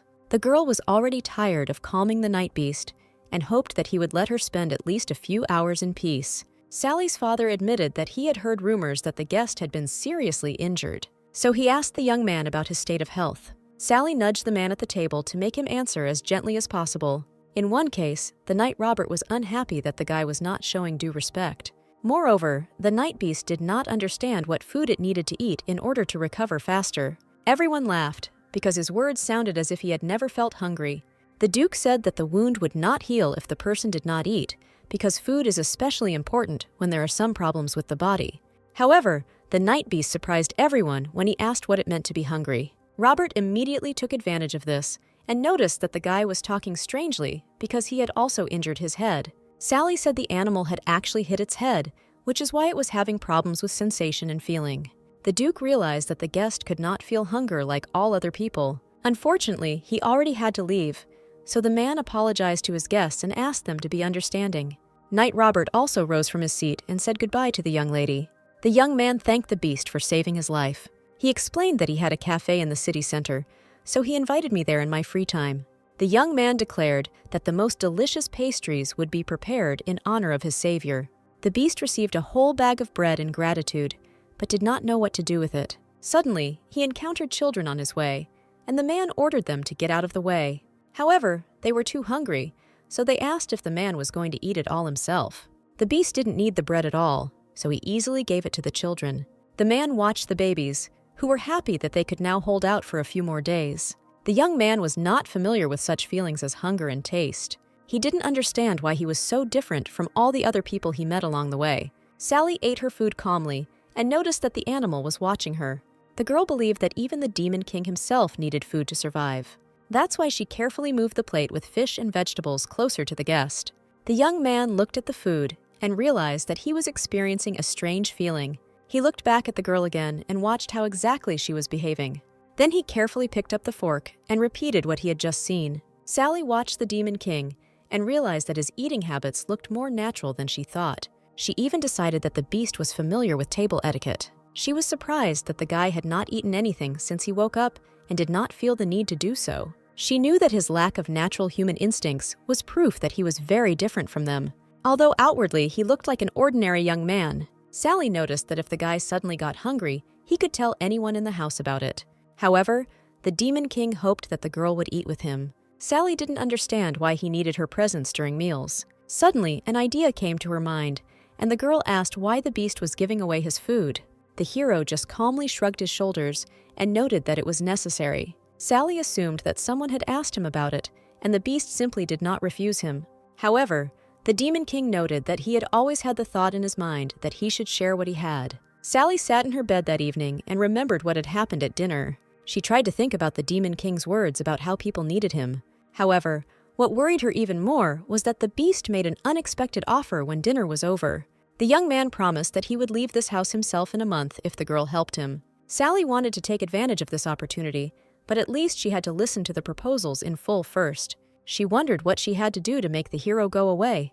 The young man silently extended his hand forward and left it in the air. Then he grabbed the girl's hand and confessed that when she touched hers like that, all his pain disappeared. The man leaned forward and remarked that this was exactly what he wanted from her. Sally was so surprised that she couldn't even contain her emotions. The beast admitted that he wanted the girl to help him relieve the pain in his chest at night. He admitted that Sally clearly understood her reason, but refused to talk. The girl pulled her hand away and asked if the animals would really leave in a month if she agreed. The man wanted her to tell more information about him, but the girl still continued to deny it. She was worried about being in the same room with a man at night. Then the beast tried to convince her, and Sally noted that if she did not help him, then he had no reason to go. He came too close, so the girl had to put her hands forward and push him away slightly. She agreed, because enduring for just a month was better than suffering for an indefinite amount of time. However, Sally noted that she also had conditions, because she needed to think about security measures. That's why at midnight that same day, the young man suddenly appeared in her room. She was surprised that he avoided prying eyes when he headed to her room using teleportation. Sally didn't even know the young man had these skills. The beast saw her surprise and reminded her that she herself had asked him to use this method. However, before the guy could finish speaking, midnight struck and pain in his chest immediately appeared. With the last of his strength, the young man approached the girl and touched her body. Sally immediately grabbed his hand and helped him calm down a little. The pain subsided, so the young people were able to calmly arrange a place for themselves at the table. The girl herself did not understand how she came to the conclusion that the Demon King was in her bedroom at night. However, she understood that the man had not offered her anything that could harm her. Moreover, when they signed the contract, she took a promise from him that he would not harm her or the people around her. Sally thought it would be better this way. She only had to endure it for a month. She watched the night beast and noticed that after a while, his complexion became much better. The girl realized that for the next month, men would come to her bedroom every night. She felt strange because she was looking at the evil Demon King, but she saw his suffering and she couldn't bring herself to think that he deserved to die. After some time, the young man let go of her hand and stood up from his seat. Just in case, the girl asked the Demon King to teleport back to his room in the same way. Sally hoped that with his abilities, they wouldn't have any problems in the future. Finally, the young man leaned towards the girl and promised that he would visit her tomorrow. After that, he teleported to his room and began to think about everything that had happened. Today, he tasted fresh vegetables and well-cooked meat for the first time. It was also the first time he attended a dinner and interacted with people at the table. He began to experience feelings he had never had before, including hunger. The beast didn't even know his name. He lived as if the world itself denied his existence, and Sally was the first to recognize him like that. Now the Demon King was sure that if he stayed with the girl, his life, which was more like a curse, would definitely change. It was clear from the girl's face that she expected to hold out for only a month, after which the beast would leave. However, the Demon King understood perfectly well that he did not want to go anywhere and was going to stay in this house longer. Even if he doesn't return the memories, even if the girl doesn't say a single word about his past, she will still remain by his side forever. The Demon King knocked loudly on the girl's door and tried to force her to leave the room. However, Sally did not want to get out of bed just to eat at the same table with him. The beast refused to accept her decision, so he threatened to break down the door. It's been a week since Sally decided to help the Demon King. He appears in her room every night using teleportation. Every time she sees the Demon King suffer, her heart breaks. But she consoles herself with the thought that it won't last long. She only needs to hold out for a month. In addition to this, the young man regularly asked her to keep him company at meals and noted that she should wake up earlier. In fact, Sally just hated getting up early in the morning, but she had no other choice. After all, when the deal was concluded, it was agreed that they would always have breakfast together. The girl knew that the beast could do just fine without food, so she saw no point in his whims. However, she knew that if she followed all his conditions, the demon would fulfill his part of the deal. They agreed that the king could not teleport around the house during the day and was forbidden to touch or harm other people in the estate. The girl was so sleep-deprived that she dozed off right while eating at the table. The Demon King watched her and admitted to himself that this was the first time he had seen such a strange and cheerful person. Sally was annoyed to deal with the Demon King who had lost his memory because he was interested in everything. She told him about the night's training that took place in their courtyard. She then introduced the Demon King to different types of birds. She told him the names of some types of flowers and insects. At some point, the girl even thought that the guy was just pretending to be a fool. The Demon King said that he had already gone to the cafe in the morning to give out bread to people. Sally didn't understand why he was so insistent on her waking up early. She felt bad that the Demon King, who didn't need sleep at all, was asking her about this. Then the young man became interested in what the servants were doing near them. Sally looked at the young people and saw that this was a couple who were about to kiss. She felt awkward when she realized that she would now have to explain to the beast. So she asked for favors to go away and do such things in a secluded place. She told the Demon King that this is how people show their affection for each other. The young man still didn't fully understand what she meant. Later in the day, John returned from his investigation and provided information. Only thanks to his request for a meeting did the girl manage to get rid of the demon. She hoped that more information would now be found out about this man. However, it was almost identical to the one the girl had received earlier. According to John's information, the night beast appeared out of nowhere 3 months ago and lived in the slums, after which it encountered bandits who were causing harm to residents in a nearby village. The girl knew that if this was all that the excellent bloodhounds had managed to find out, then there was no point in sending the request again. John added that there had been no suspicious activity on Lady Grace's part. Sally was still convinced that all of this was not just a figment of her imagination and that she was missing something.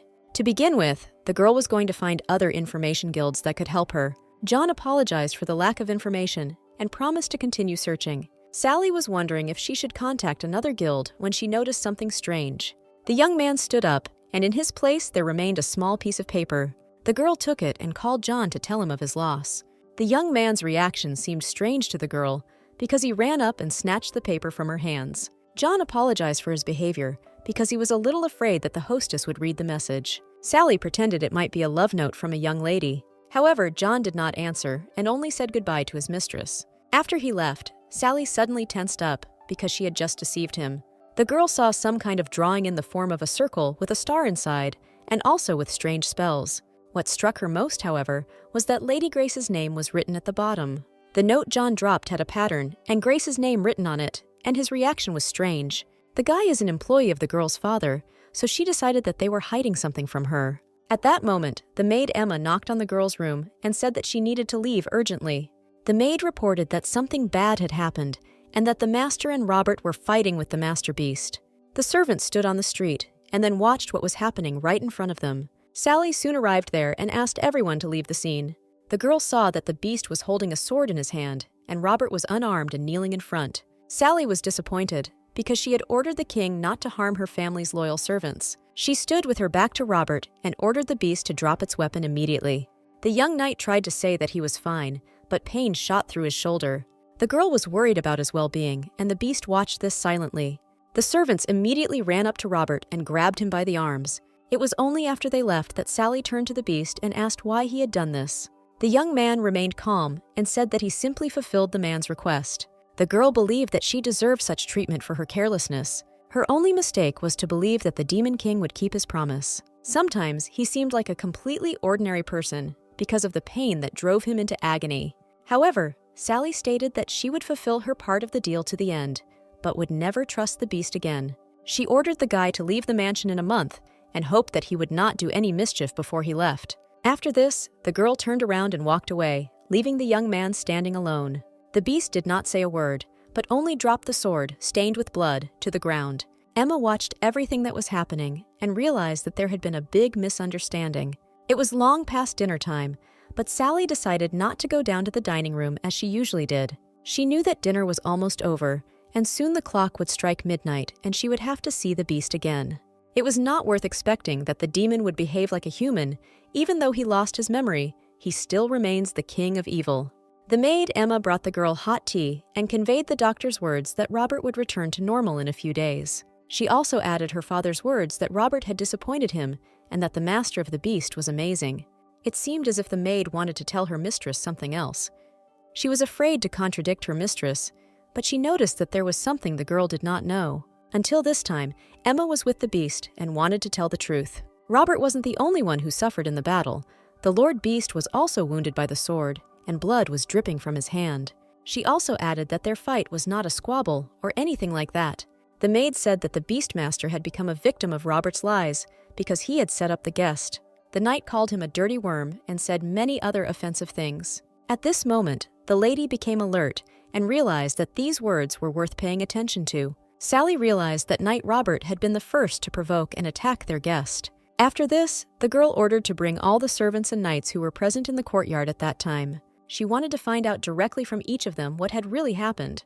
Then during the day, the beast approached Emma and asked where her mistress had gone. After this, Robert joined them and immediately began to act arrogantly. He said that he just wanted to talk to the beast, but he just couldn't get the chance. Robert remarked that it was surprising that the beast was still in the mansion. He accused the guest of having decided to abuse the hospitality of the host.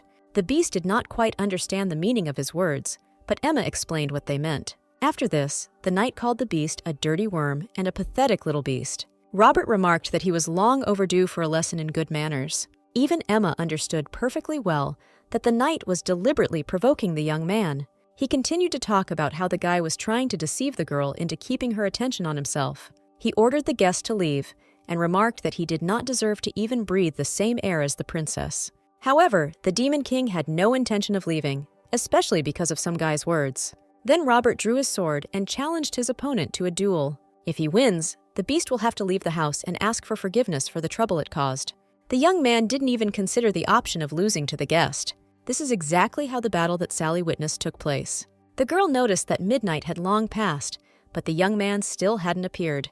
All the servants said that the dark-haired man didn't even use a sword. At some point, it seemed to the maid that after the knight captain's blow, a couple of drops of blood fell onto the grass. Sally thought she knew this man, but he continued to surprise her every day. The girl was about to look for the demon herself, but then he appeared in her room. The girl immediately rushed to the floor towards him and grabbed her hand with her own. She noticed that the young man looked especially bad today. She took off his shirt and noticed a deep cut on his shoulder. She admitted that she was told that he never attacked during the duel. The demon made absolutely no difference who attacked whom. Sally noticed that her reaction to their fight had upset him quite a bit. The girl understood that she had done wrong and that she should not have acted rashly, so she carefully took the guy's hand and apologized for making a mistake. The Demon King asked her to repeat this over and over again until he felt better. Sally realized that he was just joking, and she felt a little better. After this, the girl treated the animal's wound and carefully bandaged it. The Demon King thanked Sally for apologizing to him from the bottom of her heart. He asked to be called by his first name from now on, but none of them knew him. The guy hoped to catch the girl this way, but she really didn't know his name. So the young man asked the girl to come up with a new name for him. As far as she remembered, in the original, he was always simply called the Demon King. Then the girl thought for a moment and suggested calling the young man by his name Tan. She noticed that the name was quite easy to pronounce and suited him very well. The Demon King agreed that from now on, everyone would call him Tang. Sally was very pleased that he liked the name. In fact, this name was just a common abbreviation of the word Satan. Robert was incredibly angry and threw his glass of wine on the floor. Recently, the Duke summoned him and noticed that the commander of the order had lost his strength to some miserable rabble. Moreover, there was more than one witness to what happened. The man believed that it was a matter of time before their family's honor would be trampled into the dirt. He noticed that from that moment on, Robert had one foot in exile and threw him out of his office. The knight put in a lot of effort to achieve the position of commander of his personal order, but almost lost everything. Thanks to the Duke, this matter will be hushed up, and Robert himself will be able to retain his place as commander. However, Sally heard what really happened, how Robert had disrespected her guest of honor. The girl hoped that something like this would not happen again. She and Robert had previously had a good relationship, but now she turned around and left silently. Robert didn't understand why everyone sided with this man. When a possible marriage with Duke John was discussed, Robert decided to give up his desire to get the girl. But he is not ready to silently watch as she ruins her life by getting involved with people who are worse than him in status and power. On the largest street in the entire empire, in the very center, there was a fountain with a statue of an angel. To the north, there was a candy store that was famous for its delicacies. In the south, there were many boutiques with various clothes, as well as accessories. In the east, there were shops selling all sorts of things, and in the West there were magical shops, so you could buy goods for every taste. Today, Sally went into town to find out what was written in John's note. She also needed to buy a dress for the upcoming holiday. Emma asked her hostess how her relationship with the guest was going. The maid noticed that the young people were having breakfast together again today. Sally was a little confused by her question, but said that everything worked out for them. She and Tan had breakfast together again, but today the demon almost killed her with his gaze when she told him that she would be leaving for the city early in the morning and could not eat with him. Emma noticed that she liked the guest because he saved her mistress and was a kind person. Emma noticed that he was a little stupid, but still a good guy. The girls went around all the shops in the city and tried to find someone who could tell them about the magic circle on paper. However, almost everyone said that people stopped using such things. Almost no one in the city practiced magic anymore and could not help with Sally. The girl was upset that she would not be able to find out more about it. However, one of the sellers advised the girls to go to a special place where they could still have such information. Sally had to walk almost across the entire city to get to the right store. There were quite a few unusual things inside, so she asked Emma not to touch anything. Suddenly, the owner appeared from the depths of the store and asked the girls to be extremely careful. He said that Emma had just touched jewelry made from a part of the goblin's body that had power. The owner of the store was named Victor, and he had already heard that the princess was looking for him. Sally described what happened and admitted that she did not remember the symbols that were drawn on the paper. Victor said that drawing a magic circle is the most classic way to use magic. Most likely, the guy wanted to hide something important, because in their days, magic circles are drawn on portable artifacts in advance for further use and saving time and effort. He said that there should have been a trace left of what kind of magic that person tried to use. Sally became curious about what was hidden behind that strange piece of paper that John took. Victor admitted that he didn't have what the girl needed in his store, but he wanted to give her a book. It described in detail how to correctly draw certain magic circles. The girl was about to leave when Victor asked if she had been bothered by pain lately. Sally was surprised by his question and noted that everything was perfectly fine with her. The young man exhaled calmly and asked the girl to be careful. The young princess was about to go home, but she was still thinking about Mr. Victor's last words. The Demon King went to the slums as usual to visit his acquaintances. Before that, he went into the store and received a portion of free bread. In the slums, children were already waiting for him, who could count on his help. The young man immediately pulled the bag of food from the little girl who first approached him. The girl took the bread and immediately ran away to share it with her friends. Immediately after this, Maxim, who was the main one in the slums after the role of the demons themselves, approached the beast. This guy had been taking care of the hero ever since he woke up here with no memory a few months ago. Maxim noticed that recently his friend began to appear less and less often. The beast didn't really like having him following him around, but he had already gotten used to his company. He suddenly stopped when Maxim asked if Sally was really very beautiful. There were rumors that she possessed literally unearthly beauty. However, the Demon King did not understand the very meaning of the words about beauty and whether it was possible to call a girl like that. He believed that the princess was like a small, modest flower of a delicate purple color that attracts the eye, makes you stop and admire it. However, now he was more interested in how Maxim knew about Sally. However, the boy only laughed and noted that their empires all knew her. After all, she is one of the 4 great saviors who brought peace to these lands. Maxim was surprised when he realized that his friend had not heard anything about it. The beast looked interested, so the boy decided to tell him the story. He started by saying that there was a legend about 4 saviors who were able to defeat the Demon King. Meanwhile, Brenda, the owner of the studio, was showing the girl various dress options. The owner believed that the fluffy dress would be a perfect match for the girl's beautiful lilac hair color. There was a boutique in the empire that every lady wanted to change into, and that was where Sally was now. Most often, they sew dresses for the empress here, so it is extremely difficult to get in. But for the savior of the empire and the daughter of a respected aristocrat, the doors are always open. Their dresses attracted the attention of the entire high society, so it was no surprise that they all looked chic. The girl looked at a huge number of sketches that were offered to her as possible options for the event. Brenda went to her office to bring in a few more designs she had in the works. Sally felt that she was bothering her hostess too much and should have chosen something from what was already on offer.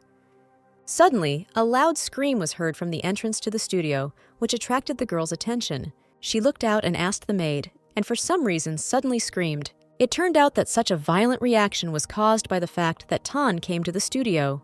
The young man remembered that, in the morning, the girl told him that she was planning to visit this place. Sally was surprised that the guy walked around the entire area to find the store he needed. At that moment, Brenda returned from her office and saw a sudden guest. She decided that the young man was the companion of her customer. The hostess immediately noticed that the young man was radiating an unusual aura. Judging by his clothes, he was not an aristocrat, but there was something odd about him that could be corrected with the right clothes and hairstyle. The owner apologized for her excessive curiosity and offered the girl to try on a sample that had recently been finished and put on display. She asked the guest to wait a little, because usually choosing outfits for the lady takes a lot of time. The guest said that he now had a name and asked Emma to call him that. Soon the maid noticed that her mistress was incredibly beautiful in this outfit. The young man sat silently and watched what was happening as Sally circled around the mirror. She was very refined and really reminded him of a delicate flower. Suddenly, the young man stood up from his seat and walked away. Emma noticed and asked what he needed and why he turned away. She was a little confused by the beast's question, but the girl noticed that her mistress was the most beautiful in the world. After this, the Demon King asked if the girl's heart was beating wildly when she looked at her mistress. Emma didn't have time to answer him, because Brenda called her guest into the fitting room for a short while. The maid saw the beast's red face and realized that he had developed feelings for her mistress. Sally wondered why Mrs. Brenda was looking for her friend. The owner admitted that she took the measurements incorrectly, which is why the outfit turned out to be too big. She saw Tan's build and height and immediately knew that this outfit would suit him perfectly. In fact, even if the outfit fits perfectly, it will cost an exorbitant amount since it was supposed to go to the palace. After all, Sally knew that the clothes made for the crown prince were the most luxurious in the empire. Brenda even invited the girl to personally take a look at this outfit and see how amazing it was. Sally was very interested to see the Demon King in this outfit. There were some final preparations to be made before the young man had to come out and show off his costume. It was a white, long, luxurious outfit with a fur mantle on top. Emma was overjoyed and remarked that Tan looked amazing. The young man was not used to hearing such words, so he asked what it meant. He was also interested in hearing Sally's opinion. The girl thought that such a design would not suit Tang, since it was intended for the crown prince. However, she could not reveal her true feelings, and only said that the suit fit well. Emma was familiar with the three main characters, but she did not call them beautiful, but Tan immediately made a compliment. Sally didn't think the Demon King would be so handsome. The whole suit suited him perfectly. At that moment, Brenda returned and asked the girl what she had decided on with her outfit for the event. Sally chose several dresses and asked to send her an invoice for them or for the suit. Suddenly, the door to the studio opened, and Lady Grace walked inside. The girl did not expect to see the princess here, who also decided to choose an outfit for herself. The girl did not come alone. She was accompanied by the young dragon Max. Sally was unhappy that she had to see again people she didn't want to see. Lady Grace bowed and remarked that any dress would suit such a beautiful girl. Sally wondered if the blonde had also come to this place to pick out an outfit. The lady just smiled and remarked that she wanted to choose a beautiful wedding dress for herself. Sally realized that Grace had come here specifically to tell her this and wanted to hint that she would choose a dress for her future wedding with Ian. Sally noticed that Madame Brenda is a professional in her field. She can easily choose a dress that will perfectly suit anyone. And Lady Grace herself knew very well what golden hands Madame had. The blonde wanted to start choosing a dress, but the owner stopped her. Lady Brenda noted that one cannot enter this boutique without a reservation. She also added that booking will not be available in the coming days due to the large flow of people. Lady Grace was immediately angry that she had been refused. The dragon calmed the girl down, and she started playing the cutie again and suggested going to another store. Sally felt disgusted to watch all this because the girl's acting was too superficial. Suddenly, the dragon asked his former friend to persuade Madame Brenda to agree to sell them the dress. After these words, the girl was stunned because she did not expect such an impudent request. The dragon added that Lady Grace wanted to buy a dress in this particular store, so it was worth giving in to her once. He hoped that the princess would not refuse her former friend such a trivial request. Sally was unhappy that for the sake of the woman he loved, who wanted to buy herself a wedding dress for her wedding with another man, Max decided to ask her to put in a good word. She didn't understand at all how he could bring himself to say such a thing, and the dragon looked at the girl and did not understand why she still had not fulfilled his request. Sally no longer wanted to be good to everyone and noticed that she had no reason to help this lady. She smiled and noticed that she had already given her everything she wanted. Therefore, this time, the girl is not going to give in to her, much less help her get something. Sally remarked that if a lady wanted to get something personally through her, she should try to do it. The dragon was furious that the girl had difficulty saying a few words and could not cope with even such a small thing. His tone did not please the Demon King, who came out from the depths of the hall. the young man noticed that the girl did not want to fulfill his request, and no one could force her. He came close to the dragon and found himself a whole head taller than him. Max noticed that he was talking to a girl, so he asked the guy to step aside. However, the Demon King didn't like his tone, and he grabbed the guy by the shirt and lifted him into the air with one hand. The dragon himself did not understand how he managed to do this, because this guy was incredibly strong. He lost control of himself and was about to hit his opponent with magical power. However, a second before the impact, all his power suddenly dissipated, as if nothing had happened. The dragon had never encountered anything like this before, so he didn't know what had happened. At that moment, Sally approached the beast and asked him to stop fighting. The young man immediately obeyed and abruptly released the dragon, causing it to fall. Max sat on the floor, trying to catch his breath after being humiliated. The young man was furious and used the magic circle to gather even more energy for the attack. However, at that moment, Sally stepped forward and ordered the guy to come to his senses. She reminded him that he was going to use the dragon's power against a civilian. Only at this moment did the young man come to his senses and actually remove his power. He didn't understand why Sally was defending this guy by calling him a civilian. Max's aura was a symbol of divinity, but it disappeared before he could touch his opponent. This meant that the person standing in front of him was far from ordinary. This dark, strong energy that he had been feeling lately reminded him of something he had felt before. However, Sally stopped their argument and ordered them not to harm an innocent person. She was afraid that the dragon would recognize Tang's identity if she didn't stop them in time. After this, the young dragon and Lady Grace had to leave the store. Just before leaving, Max looked back and promised that he remembered well the man he had just encountered. Sally and Tan didn't respond to this. They just silently waited for the moment when the extra people left the store. Lady Grace also said goodbye to the young men and was about to go about her business. However, unexpectedly, Sally turned to her and said that if the girl expected that by dragging around the saviors of the Empire everywhere, she would be treated like them, then the girl would be disappointed. She noted that it was better to earn for herself the recognition that the girl longed for. However, Lady Grace was hurt by these words and reminded that without her last name, Sally is nobody, so it is funny of her to give such advice. The princess reminded that she did not choose which family she would be born into, and even if she did not have such a pedigree, she would still be able to prove herself. At the very least, she has already proven herself and has deservedly received the title of Savior. Grace had nothing to say to that, so she just turned away silently and walked away. Sally watched her ex-fiancé's bride go and enjoyed the moment of her superiority. A little later, the girl asked why Tan decided to protect her if he was not a knight. However, the Demon King noticed that the very same dragon savior had betrayed his girlfriend.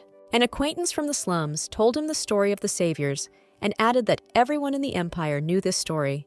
The princess was surprised for a moment when she heard about the saviors, and she already thought that the guy could regain his memory. Suddenly, the Demon King asked if he should have killed that guy. He noticed that he was ready to do whatever the girl asked him to do. Sally immediately remembered the moment when the guy had already suggested she do the same thing a few weeks ago. It seemed to her that he had changed, but still not as much as she would have liked. Instead of killing, the girl suggested going home and having a good meal because she was hungry. Suddenly, the Demon King's attention was drawn to something strange that was outside the gates of the estate. He thought he sensed a dark energy lurking there. At the estate of Lady Grace's family, the girl was pacing around in her head and worrying about the fact that her interlocutor was late. Soon, a magic circle appeared in the middle of the room, and the man walked through it. He immediately fell to his knees before his mistress and waited for her instructions. The girl was furious because the guy still hadn't provided her with the results. She didn't understand how his partners were even doing their jobs if they weren't finished yet. The lady felt disgraced and had no intention of watching Sally enjoy all the benefits. She demanded that the guy make sure that the work was completed as quickly as possible. After this, the young man tore up the drawing of the magic circle. This allowed him to summon a portal through which he left the room again. The princess irritated the girl much more than she initially thought. Grace couldn't understand how the princess could still keep her face when everything had been taken from her. The girl was proud of her title of savior, although the lady believed that this happened only thanks to her family. Grace sat on a chair while the maids around her cleared away the remains of the dishes she had broken in her rage. Besides, the blonde was interested in what kind of man was next to the princess. He was incredibly beautiful, which is why the girl was very interested in this stranger. The maid reported that the groom, Duke Yang, urgently wanted to see his bride. This was not the first time this had happened. The prince generally liked to appear without warning. She was really fed up with this pompous and smug turkey who showed up unannounced. The prince admitted that he wanted to see the girl earlier, but there were too many things to do due to the large number of missing people. Ian heard that the girl crossed paths with Sally at the store yesterday. He asked the girl not to take to heart all the words of this woman, because they did not matter. Grace was pleased to hear that the Duke, the savior of the Empire, loved her more than anything in the world. The guy noticed that the girl's room changed every time he visited. He was aware that the Bennett family's financial situation was rather precarious. However, the room still looked too luxurious. The young man decided that after marriage, he would teach his bride financial literacy. Therefore, he suggested that the young girl gradually decide on the wedding date.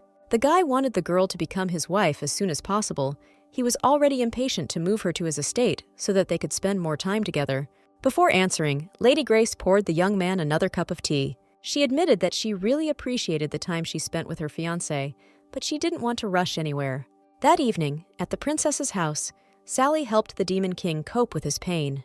The girl was worried about the young man's condition because she saw how hard it was for him. The Demon King looked more and more like an ordinary person, and Sally began to trust him. She heard that recently the guy often spent time reading books with Emma. Tan said that the last time she read about a woman and a man overcoming the barrier of different statuses to be together. The guy was interested in how people achieve high status. Sally explained that this usually happens due to winning a war. She herself was awarded the honorary title after defeating the terrifying Demon King. But now it will be much more difficult to do this, because the war is already over and the Demon King has disappeared.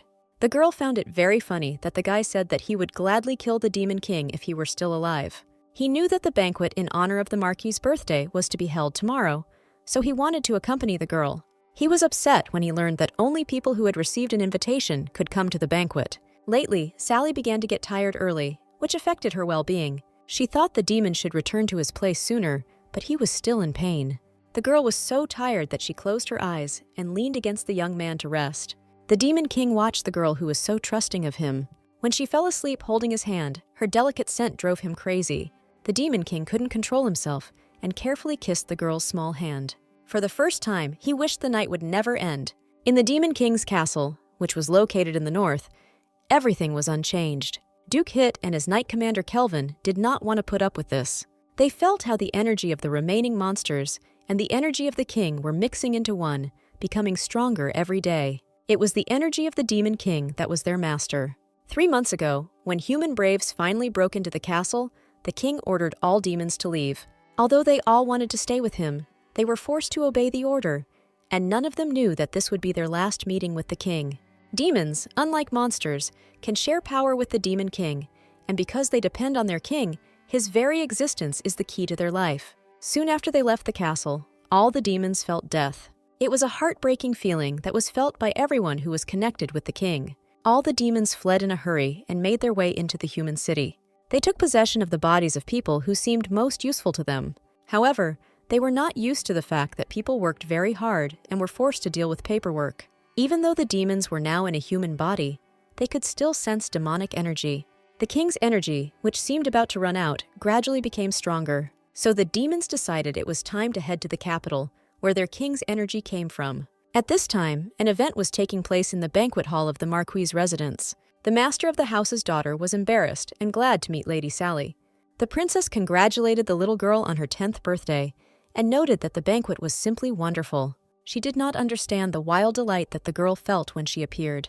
In fact, the little girl was a fan of the savior. She was also very curious as to whether the Demon King was really incredibly handsome. To begin with, Sally decided to give the girl the gift she had prepared for her. The girl opened the box and showed an incredibly beautiful pendant with healing light. She explained that his strength was not great, but it should be enough to protect the baby at an important moment. The girl thanked him for the gift and asked who the strange man was standing nearby. It turned out to be the Demon King, who came to the banquet to accompany the girl. Sally explained that this was a knight who had to do his duty. At the banquet held at the mansion today, Tan was not on the guest list, but with his father's permission, he was able to get here as an escort knight for the princess.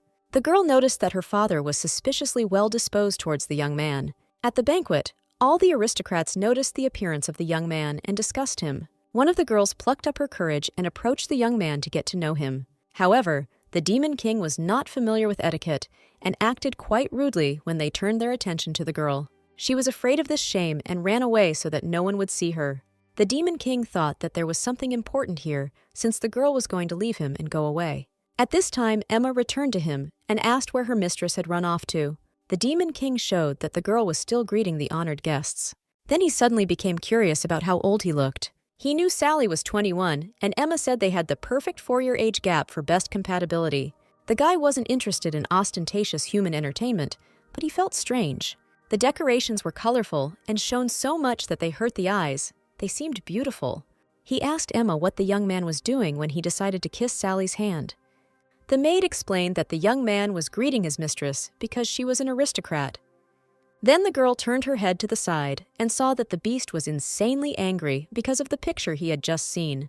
Emma grabbed his hand and tried to explain that it was just a greeting and a courtesy. Unexpectedly, John, who had also been invited to this event, approached them. He remembered that he had already met this stranger a few days ago at the residence. He remembered that this guy had a nickname and everyone called him a night beast. The Duke also noted that animals had no place at such luxurious events as this ball. Lady Grace stepped forward and greeted the young man she had recently encountered. The girl hoped that the night beast remembered her during their last meeting. John carefully approached the young girl and gently placed his hand on her shoulder. He noted that neither clothes nor such places could change a person's origin, so she did not need to be so respectful to him. After this, the guy tried to get an answer from the night beast, but it ignored him. Then the Duke looked closely at the young man and realized that he was surrounded by a dark aura. Suddenly, the savior experienced the very feeling he had hoped he would never experience again. It was a fear that pierced the whole body, forcing one to freeze in place. Their future squabble was interrupted by the host of the banquet, who came up to greet his guests. The night beast took advantage of the moment and left, so as not to continue the conversation. The Duke turned his full attention to the host of the evening and thanked him for the invitation. Lady Grace also came forward and thanked her host for the warm welcome she had received. The girl introduced herself again and remarked on how luxurious the banquet was organized. However, the artist completely ignored her words and continued to communicate only with the Duke. This was not the first time the girl had encountered such a flattering attitude, so she was not surprised.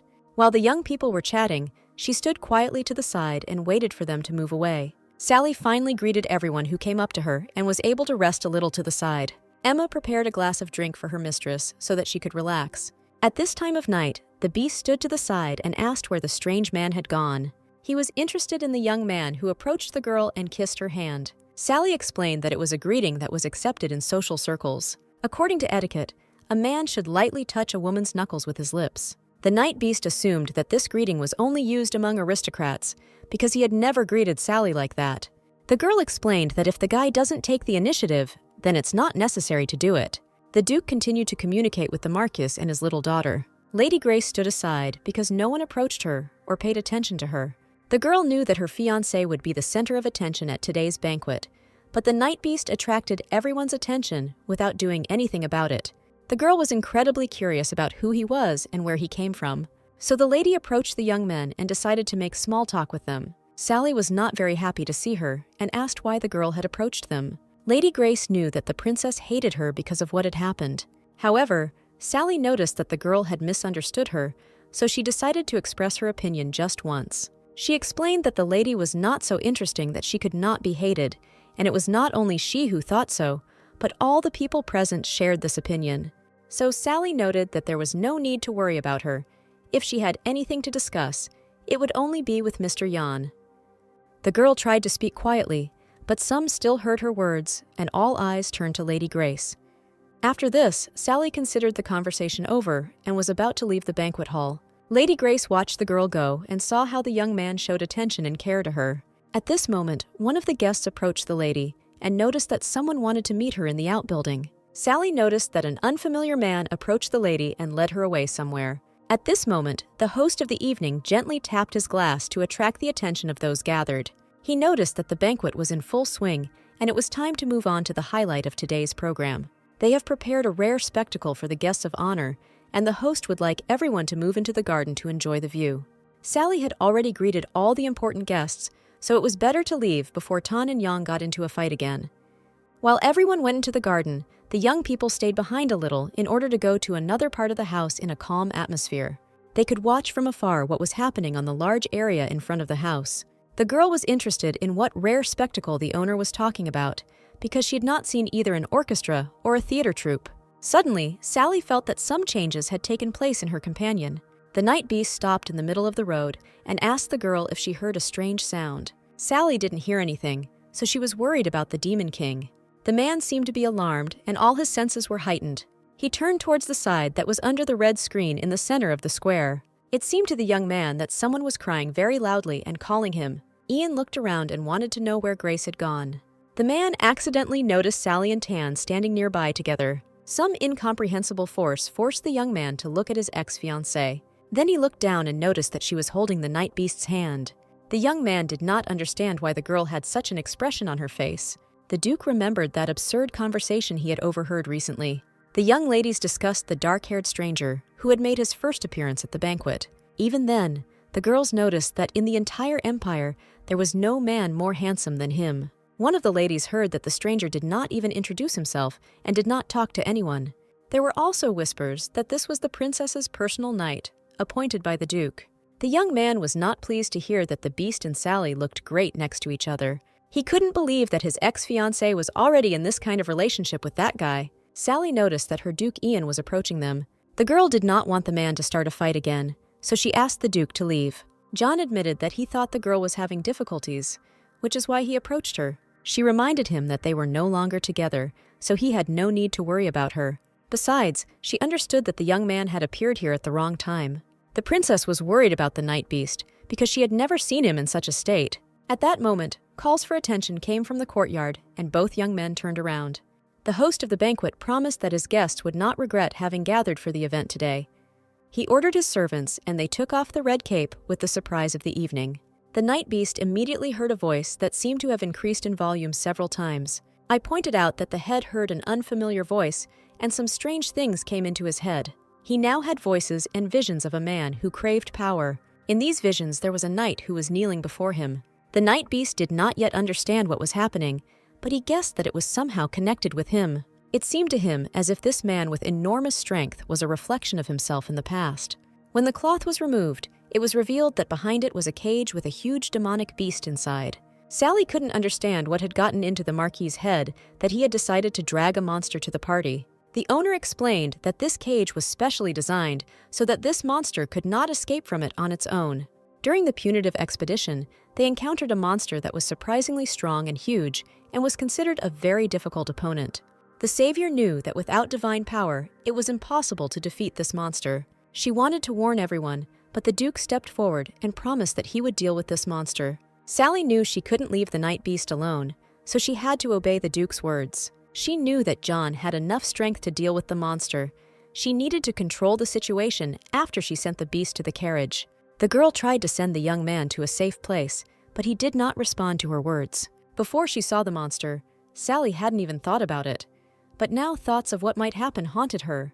The girl was afraid that the monster's energy could affect the Demon King. She was afraid that the presence of this monster might cause Tan to awaken. Meanwhile, the Duke approached the cage to look at the monster that was locked inside.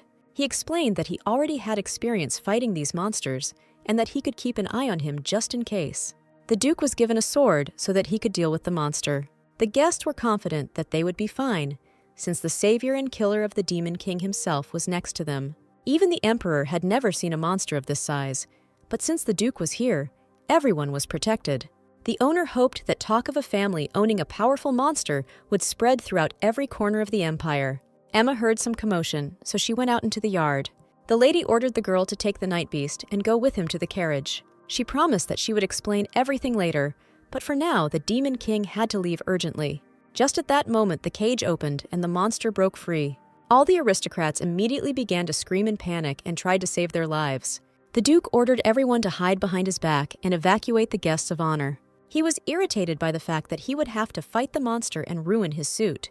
The young man screamed on purpose, trying to attract the demon's attention. The guy immediately noticed that something was wrong with this particular monster, and he became anxious. The huge monster attacked the young man almost immediately, but it was aiming at his weapon. The Duke attempted to attack the demon, but was unable to inflict any harm on him. The young man was amazed that the monster's skin was so strong. At this moment, the demon discovered a new victim and headed straight towards her. This time, he was interested in a little girl, the daughter of the host of the banquet. The Duke understood that he would not have time to save the baby, but suddenly a bright light appeared. It was Sally who used her powers to distract the monster from the baby. Unfortunately, by doing so, she drew the demon's attention to herself. The monster approached the princess, but he behaved rather strangely, as if he was trying to tell her something. The Duke was afraid for the girl and shouted at her to run away as quickly as possible. But the next moment, the night beast approached the princess, hugged her around the waist, and easily cut the monster in half. One blow was enough for this. Everything around was splattered with the demon's black blood. The monster was defeated, and the girl still clung to her savior. The young man immediately asked if the princess was okay. The girl was fine, but she asked to be put down on the ground so that no one would think anything extra. However, instead, the night beast only put away his weapon and lifted the girl high above his head. He noticed that Sally's face was red and assumed that she was in pain. The young man also heard that the girl's heart was beating very fast. Sally was confused by these words because all her feelings were so easily read. She blushed even more and asked to be immediately lowered to the ground. This time, the night beast obeyed her command, but his hands still felt the softness of her body. After this, the butler approached the young people and thanked them for saving the baby. The man added that the owner of the house was leading the girl, so he thanks the rescuers on his behalf. Moreover, the man showed gratitude not only towards the princess, but also towards her knight. The butler admitted that the young man opposite him was a fine warrior. People around also began to thank the young man for saving them and admire his bravery. Sally noticed that at this moment, the young man did not look like his usual self.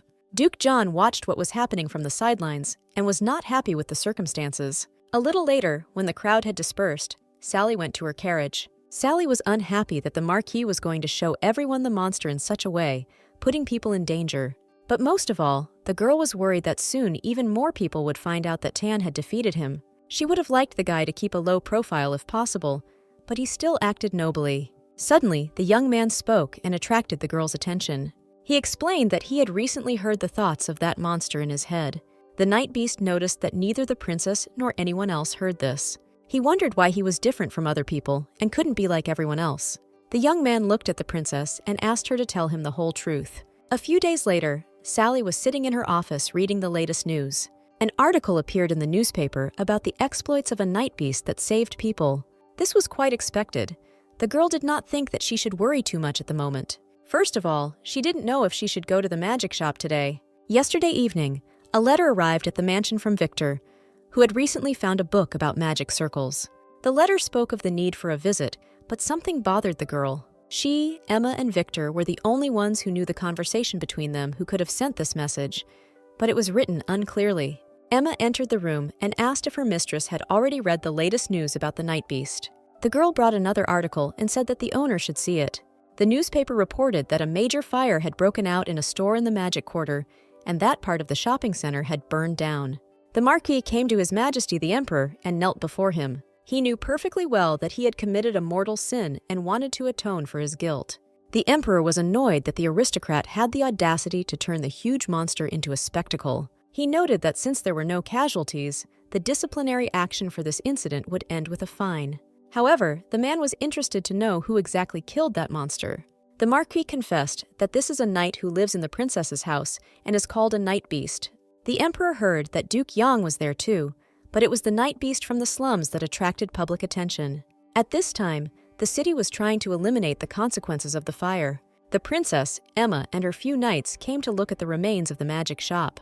It was known for sure, but rumors kept coming in that Victor had not been able to escape from home.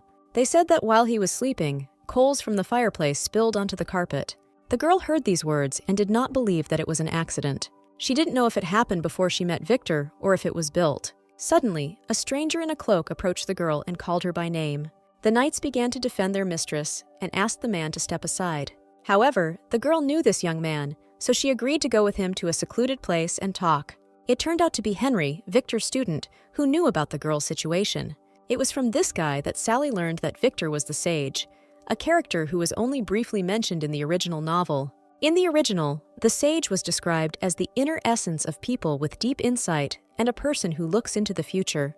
Thus, the girl realized that Victor was an unusual person. Henry admitted that he met with the girl to convey what the elder had entrusted to him. The man held out a small book and said that the teacher had ordered it to be passed on in any way possible. This meant that the sage seemed to know that this would happen to him. The girl did not understand why Victor did not evacuate in advance if he had foreseen everything. However, Henry noticed that his teacher always said that everything should take its course. He believed that if you try to change something, the present will be distorted.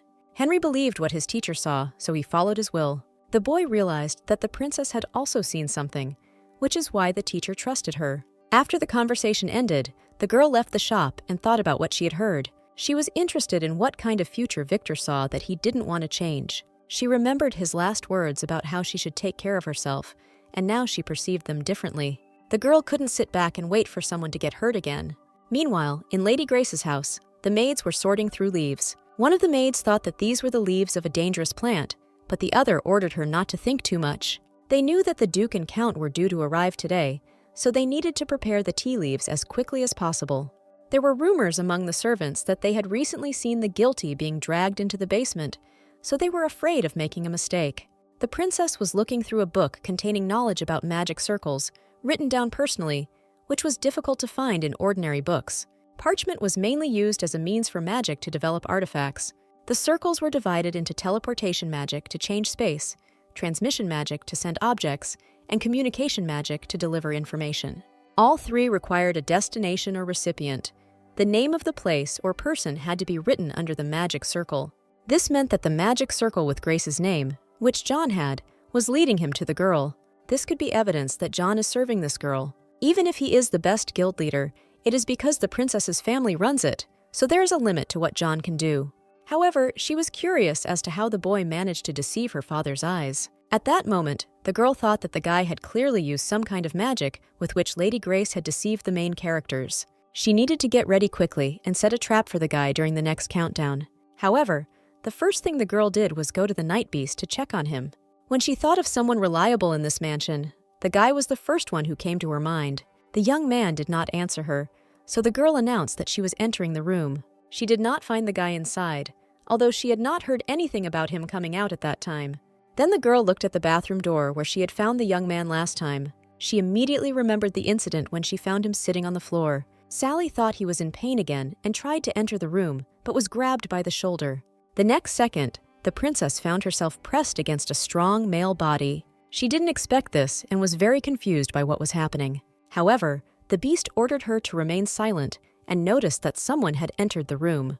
These were the maids, who were talking about what they needed to do during the beast's absence. Sally didn't understand why the maids entered the room when the young man was not there. After some time, the girls left, and Sal asked the Demon King to move away from her. She asked how the young man knew that the girls would come to his room. The beast admitted that he had noticed that they had been spying on him for several days, and today he pretended to leave, and then the mystery returned to the room.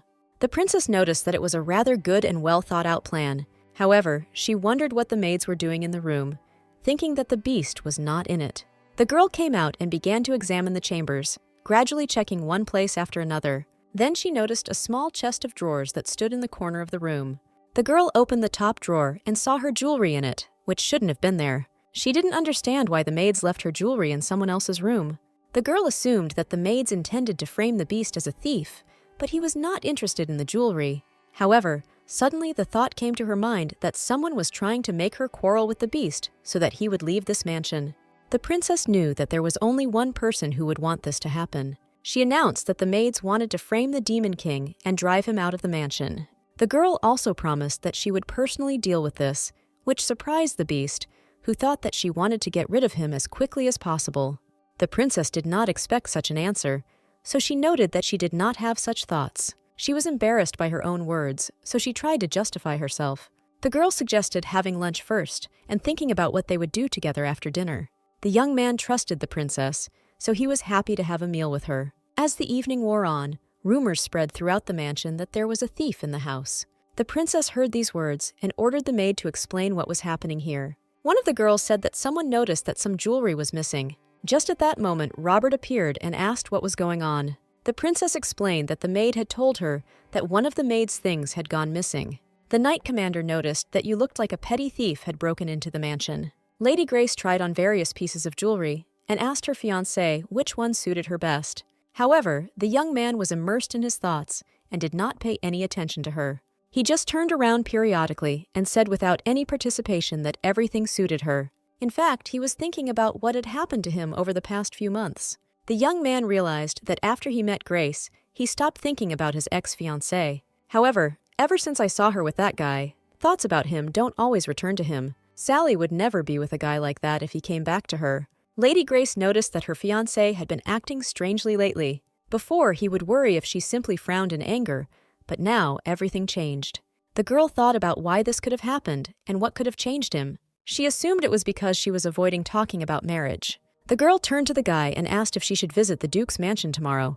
Lady Grace was disappointed that the young man simply agreed to her proposal without much participation. She was irritated by the fact that the guy had stopped paying attention to her and someone else was occupying his thoughts. She felt like Ian was holding her as some kind of trophy, but that was good because she had another new character to use as a puppet. The Duke noticed a noise in the mansion and went out to see what was happening. His daughter explained to him that there were suspicions that there was a thief in their house. The man asked to clarify what reasons there were for such suspicions. Then Robert stepped forward and explained that the servants here received the same level of attention and blessing as their masters. However, there are some gentlemen who are certainly not concerned with this. The young man noticed that it was too late to search every room thoroughly, so he suggested starting with the room of the guest, who was the most likely suspect of those gathered. In response to this, the night beast did not react in any way, but only smiled mysteriously. Robert thought that the guy was so arrogant that he would easily fall for this setup. Immediately after this, the whole company went to the beast's room and began to search it. After some time, one of the servants announced that he had found something suspicious. Robert immediately noticed that he had initially suspected this poor stranger of deceiving those who had given him shelter. He accused the guy of having his eyes sparkle at the sight of the jewelry and of being very stupid to encroach on something that belonged to another person. He was confident that now they would be able to drive this knight out of the mansion and punish him according to the amount of stolen jewels. However, instead of a large amount of jewelry, there was only one small brooch inside the drawer. The guy was surprised by this, because he was sure that he had ordered everything to be put down. The Duke stood close to him and heard perfectly well what the knight had just said. He asked what the young man meant by these words. Robert immediately realized that he had said too much, and now he could be exposed. At this time, the princess said that she personally gave it to the guest, who was the accompanying knight at the banquet. She wondered how Robert knew it was hers if she had never shown it to anyone. The knight immediately began to shout that someone was trying to set him up in this mansion. He became angry because no one believed him or took him seriously, so he decided to attack the beast. However, the boy was too weak, so the Demon King easily overpowered him. The Duke remarked that he had heard everything he needed to, so Robert would be immediately removed from his position as commander of the knights. The princess ordered to find out which of the servants were also involved in this crime and to report to her. Robert fell to his knees before the girl and begged for mercy, because he did not understand why she was so generous only to this accompanying knight. Sally admitted that she was never generous. She just gave the guy a chance based on his loyalty. However, Robert should have understood that he himself was responsible for the situation that had happened. Soon, everyone left, and the night knight admitted that the girl had easily predicted the development of events. Sally was a little embarrassed that soon it would be midnight, and the young man would come to her room. It was already a kind of ritual that they both secretly enjoyed. The princess was very tired because of what happened and fell asleep while holding the beast's hand. The young man himself noticed that the girl had recently begun to do this much more often. He was pleased that he could see her like this, but he didn't like that she was too tired. Even in her sleep, the girl looked beautiful, and it seemed as if she was dreaming something sweet. The young man looked at her face and remembered how she first burst into his room. Those moments when she gave him a name and always stood by his side. The young man realized that he had gotten too close to her and was starting to get attached. He wondered what his existence meant to the girl. Robert and the maids who helped him in the matter walked through the forest at night. The girls were curious about what the guy was going to do, since they were kicked out because of him. They helped the knight only because he promised them his protection and good pay. Even though they were exposed, the girls still wanted to get their payment to last a little while until the next opportunity to earn money. However, the knight was very angry about what happened, so he grabbed the girls by their clothes. He ordered them to get lost before he could chop them into pieces with his weapon. The maids began to cry, but still decided to leave before they were actually harmed. The knight considered them to be creatures who did not know their place and did not take it into account. He sincerely believed that he himself was above these people and fundamentally different from them. It was he who still watched the princess grow up and hoped to be her first when the chance came. However, a night beast suddenly appeared and disrupted all his plans. Suddenly, someone's low voice was heard in the darkness, but there was no one around. The knight did not notice how the night beast was able to approach him from behind and get so close. The boy jumped to the side and grabbed his weapon, hoping to avenge his humiliation. Without thinking twice, he immediately attacked the Demon King, hoping to kill him with one blow. However, the huge night beast simply disappeared into thin air right in front of him. The guy looked around and did not understand what kind of cowardly ointment this scoundrel was using. Suddenly, he heard a strange sound and smelled something burning next to him. The boy looked down and saw that he was surrounded by fire, which closed him in a ring. The night beast promised the knight that this fire would burn away his puny human body, leaving no trace of it. Robert didn't understand where this feeling of fear came from and why his body didn't obey him. The guy realized that the beast was not who he pretended to be in front of the young lady. In response to this, the Demon King only laughed and remarked that he himself did not know who he was. So he suggested to the young man that before he died, he try to guess while he still had the opportunity. In 2 days, a celebration in honor of the princess was to take place at the imperial palace. During this time, the girl scoured even the nooks and crannies of the empire in search of a new information dealer. And just before the holiday, I finally went to the information guild. The girl went straight to the slums and turned to Maxim for help. The guy decided to flirt with the beauty and noticed that she was even more beautiful than the night beast described her. Sally was pleased to hear such words, so she smiled sweetly at the boy. An information guild operating from the shadows and considered the best of the best in the criminal world was called Storm. The princess heard that without communication with her representatives, it was difficult to establish contact. But with the help of Maxim, Tan's friend, she managed to arrange a meeting. What the girl needed now was not the guild's glory, but her ability to deal with matters quietly and quickly. Sally carefully raised her hand and touched the shoulder of her accompanying knight. She smiled sweetly at him and noticed that the young man had been accompanying her everywhere lately. The Demon King was glad to spend more time with the princess. After this, the young people went to the place where they were supposed to meet with the guild representative. The princess noticed that the surroundings were clean, and if she hadn't known that this was an information guild, she would have easily passed by. The girl was embarrassed that she spent too much time with the Demon King. She tried to hide it. The night beast noticed that her hair was caught in her earring, so he reached out and carefully adjusted it. These actions were very sweet, so the princess thanked her knight for it. Suddenly, from the second floor, the voice of a young man was heard greeting his guests. He apologized for the fact that the reception left much to be desired, since he had not been informed in advance that aristocrats would be visiting him. However, he still promised to provide the girl with the best service he could. The princess looked up and saw a young man who was the leader of the guild. Maxim asked how long his friend had been treating the princess so warmly. He noticed that the young man had long since begun to feel strange feelings towards the girl. He explained that when they are far away, they feel anxious, but when they are together, they feel good. He also added that the young man wants to touch the girl all the time. Only now did the Demon King learn that what he felt when he saw the princess was called love. And at this time, I was left alone with the head of the guild to discuss issues. The young man prepared tea and invited the girl to sit down on the soft sofa. He apologized for the late introduction, but asked that he be addressed as Daniel Jackson. The princess thanked the guy for his hospitality and her sudden appearance. However, Jackson was not surprised by this, because he always kept his finger on the pulse. He realized that if the girl approached him, then she needed to do something without the knowledge of her family. So he was extremely interested in what she might need. The princess admitted that now she needs someone outside her family to help her. She needed someone smart and capable who could make decisions as needed. The girl described her problem and asked if the guild could help her with it. Jackson looked very interested, because for him, this was a rather unusual request. There was talk in the city that the ceremony of the Holy Nights was about to take place. Even ordinary peasants knew that during this fast, the knights did not eat for 2 whole weeks. The bell rang, meaning the long sacred ceremony had come to an end. Finally finished my fast and went out into the city for a walk. The ceremony seemed so long that the guy attributed it to meeting his beloved just before it began. He knew the girl would be upset if he said he never tried the dessert she made. Suddenly, someone shouted and pointed at the carriage wheel. There was an accident nearby, and a wheel was rushing at high speed towards 2 little girls. The knight arrived in time and easily cut the wheel, saving the girls' lives. The man immediately came up to apologize for the fact that the carriage wheel suddenly fell off and almost caused harm. I heard the girls discussing the wonderful smell coming from his bag. Because the knight was in a hurry, his bag fell and broke. He said that his friend had prepared the dessert and the girls could eat it. The girls were pleased that they would be able to try something tasty other than church food.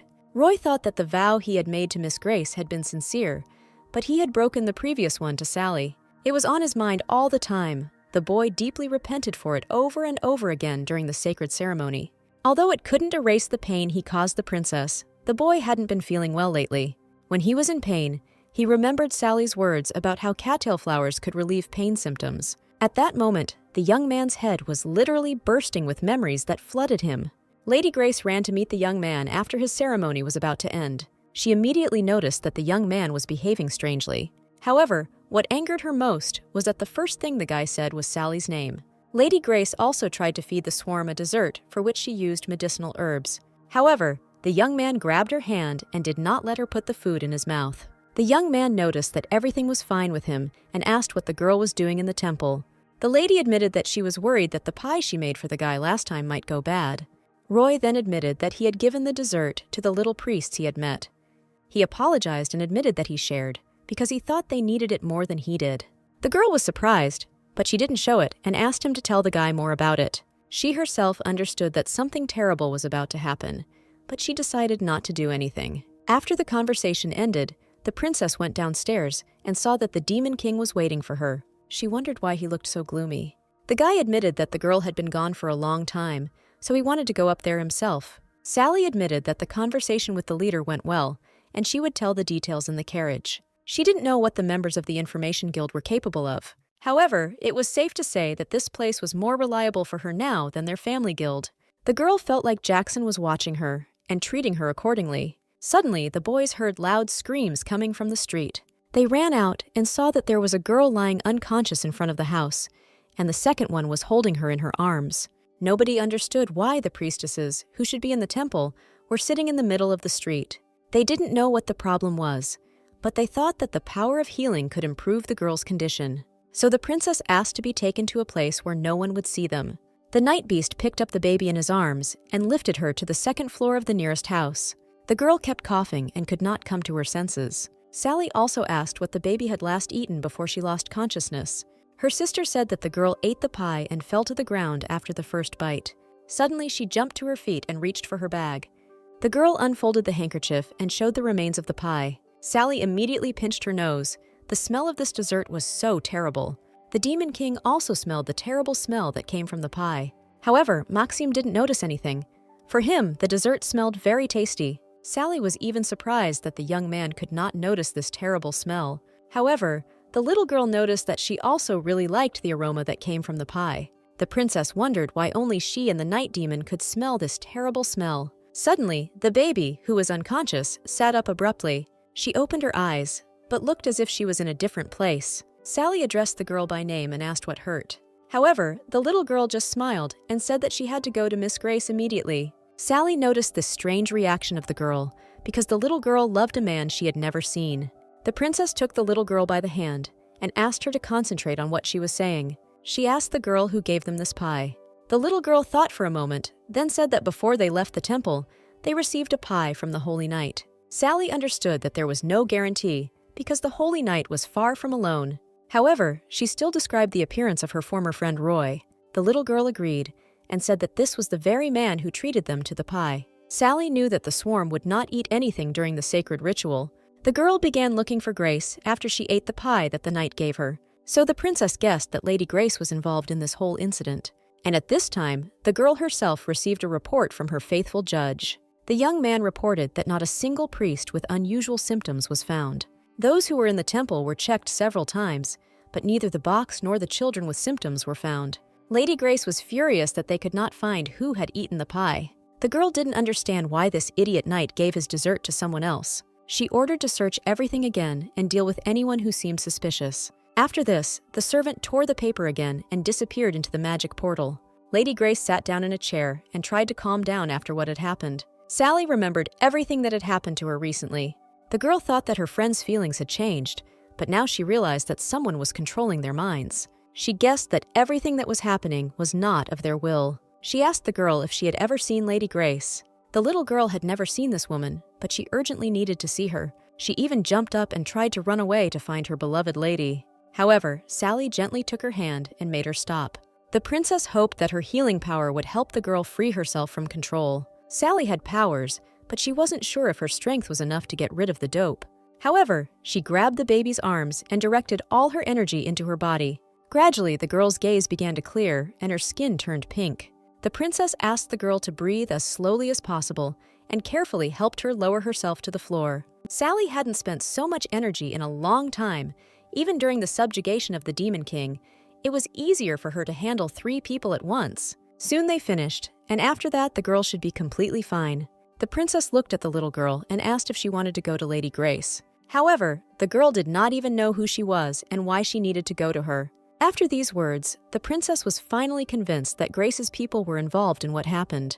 The boys left, but before that, the princess asked Maxim and the girls to keep what happened a secret. She didn't forget to buy them sweets for the pie she took with her. The princess couldn't believe that this had happened to the baby. However, she found herself thinking that for someone on vacation, she had too much to do. The young man noticed this and asked why the girl looked so exhausted. Sally admitted that she has been very tired lately because of everything that has been happening to them. She was pleased that she had someone she could rely on and rest a little. The girl fell asleep in the carriage, so the night beast had to carry her home in his arms. Emma immediately ran out to meet them and asked what happened. The Demon King explained that the girl simply fell into a deep sleep because she was very tired. The Duke's assistant, Raymond, stepped forward and said that from now on he would take care of his mistress. The night beast did not want to hand over the girl to him, but he could not resist the will of the owner of the house. He calmed down only when Emma promised that she would help look after her mistress. The young man nevertheless let go of the girl and looked at the streams, which were becoming colder and colder. He wondered what these feelings were and whether he had to kill someone to get them back. However, the Demon King knew that if he did something like that, the girl would never smile again. Lately, he has become convinced that the girl loves weak people and cares for them.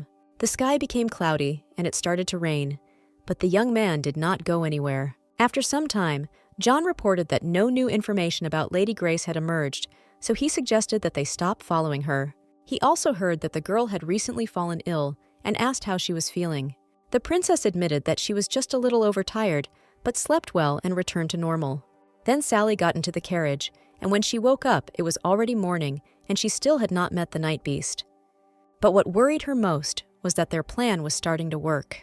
Emma entered the room and reported that a reply had come that the book the girl was looking for had been found.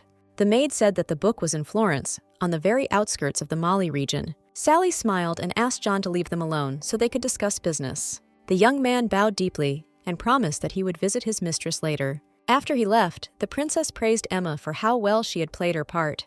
The trap for the traitor John was set as planned. Now it's finally time to catch your prey.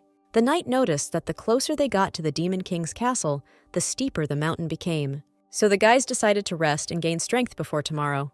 The princess noticed that thanks to the dragon's heart, her ability to recover had improved and she had more strength.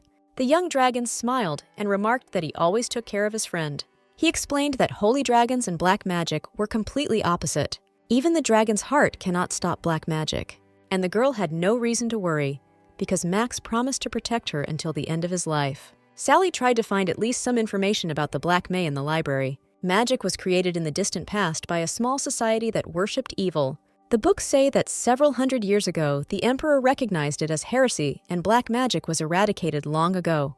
The girl thought that there might be more information in the largest central library of the empire. However, all materials related to ancient magic were banned, so she was unable to verify anything. All related materials in scientific books were also banned. Max once said that ancient magic was indeed forgotten, so the girl was interested in how Lady Grace was able to use this very black magic. Magic that can control the feelings of the protagonist and the young holy knight. She was able to lure the mind of a dragon that possessed holy energy. The Demon King was unaffected by this power, and the symptoms were neutralized with the help of her healing magic. All suspicions pointed to black magic, but there was not enough evidence to confirm it. It would be nice if it were easy to judge a person's heart by dividing it into black and white, but it was not so. The girl did not know whether she, living in a book written by someone else, could be sure that her own feelings belonged to her. The girl was tired from all these thoughts, and her brain literally boiled. The girl was so immersed in the book that she completely forgot that the Demon King was sitting next to her. Sally was worried that the young man had waited too long for her. However, he only smiled and said that he didn't notice how time flew by because he was looking at the girl all the time. She was very embarrassed by his words, so she immediately jumped up from her seat and tried to change the subject. Heath noticed that the closer they got to the city, the stronger the energy that belonged to their king became. Kelvin, the commander of the Knights of the Northern Duke, was glad that their king still survived.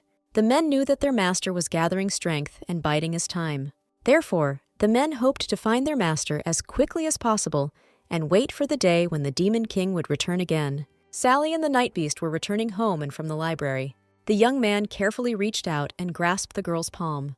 The princess decided that because she fell asleep yesterday and did not hold his hand, the young man felt pain. However, the Demon King noticed that he simply wanted to hold her hand. Emma observed this scene and immediately thought that this was the behavior of a young couple in love. Suddenly, their carriage shook and stopped in the middle of the road. Emma volunteered to go forward and check what had happened. After the girl left, Sally admitted that you can't just hold hands in front of other people. The Demon King didn't understand the reason, so he asked for an explanation. He assumed that it was because of his status that they couldn't hold hands in front of other people. He hoped that if he became a person of equal status, they would be able to overcome this barrier. Sally looked at the young man and realized that she had seen that look before when he asked her who he was.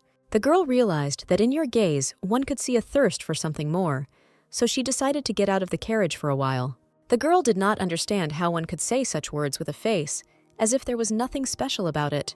The princess approached her maid and asked why they had stopped. Emma explained that the tree had fallen right on the road, so the carriage couldn't pass. The coachman suggested going back and telling the guards about this. The Demon King got out of the carriage and found out why they couldn't go any further. Suddenly, Emma walked up to the tree and tried to lift it, which was absolutely useless. The young man asked if the problem would be solved if the tree were simply removed from the road. After that, as if nothing had happened, he walked up and easily lifted the tree with one hand.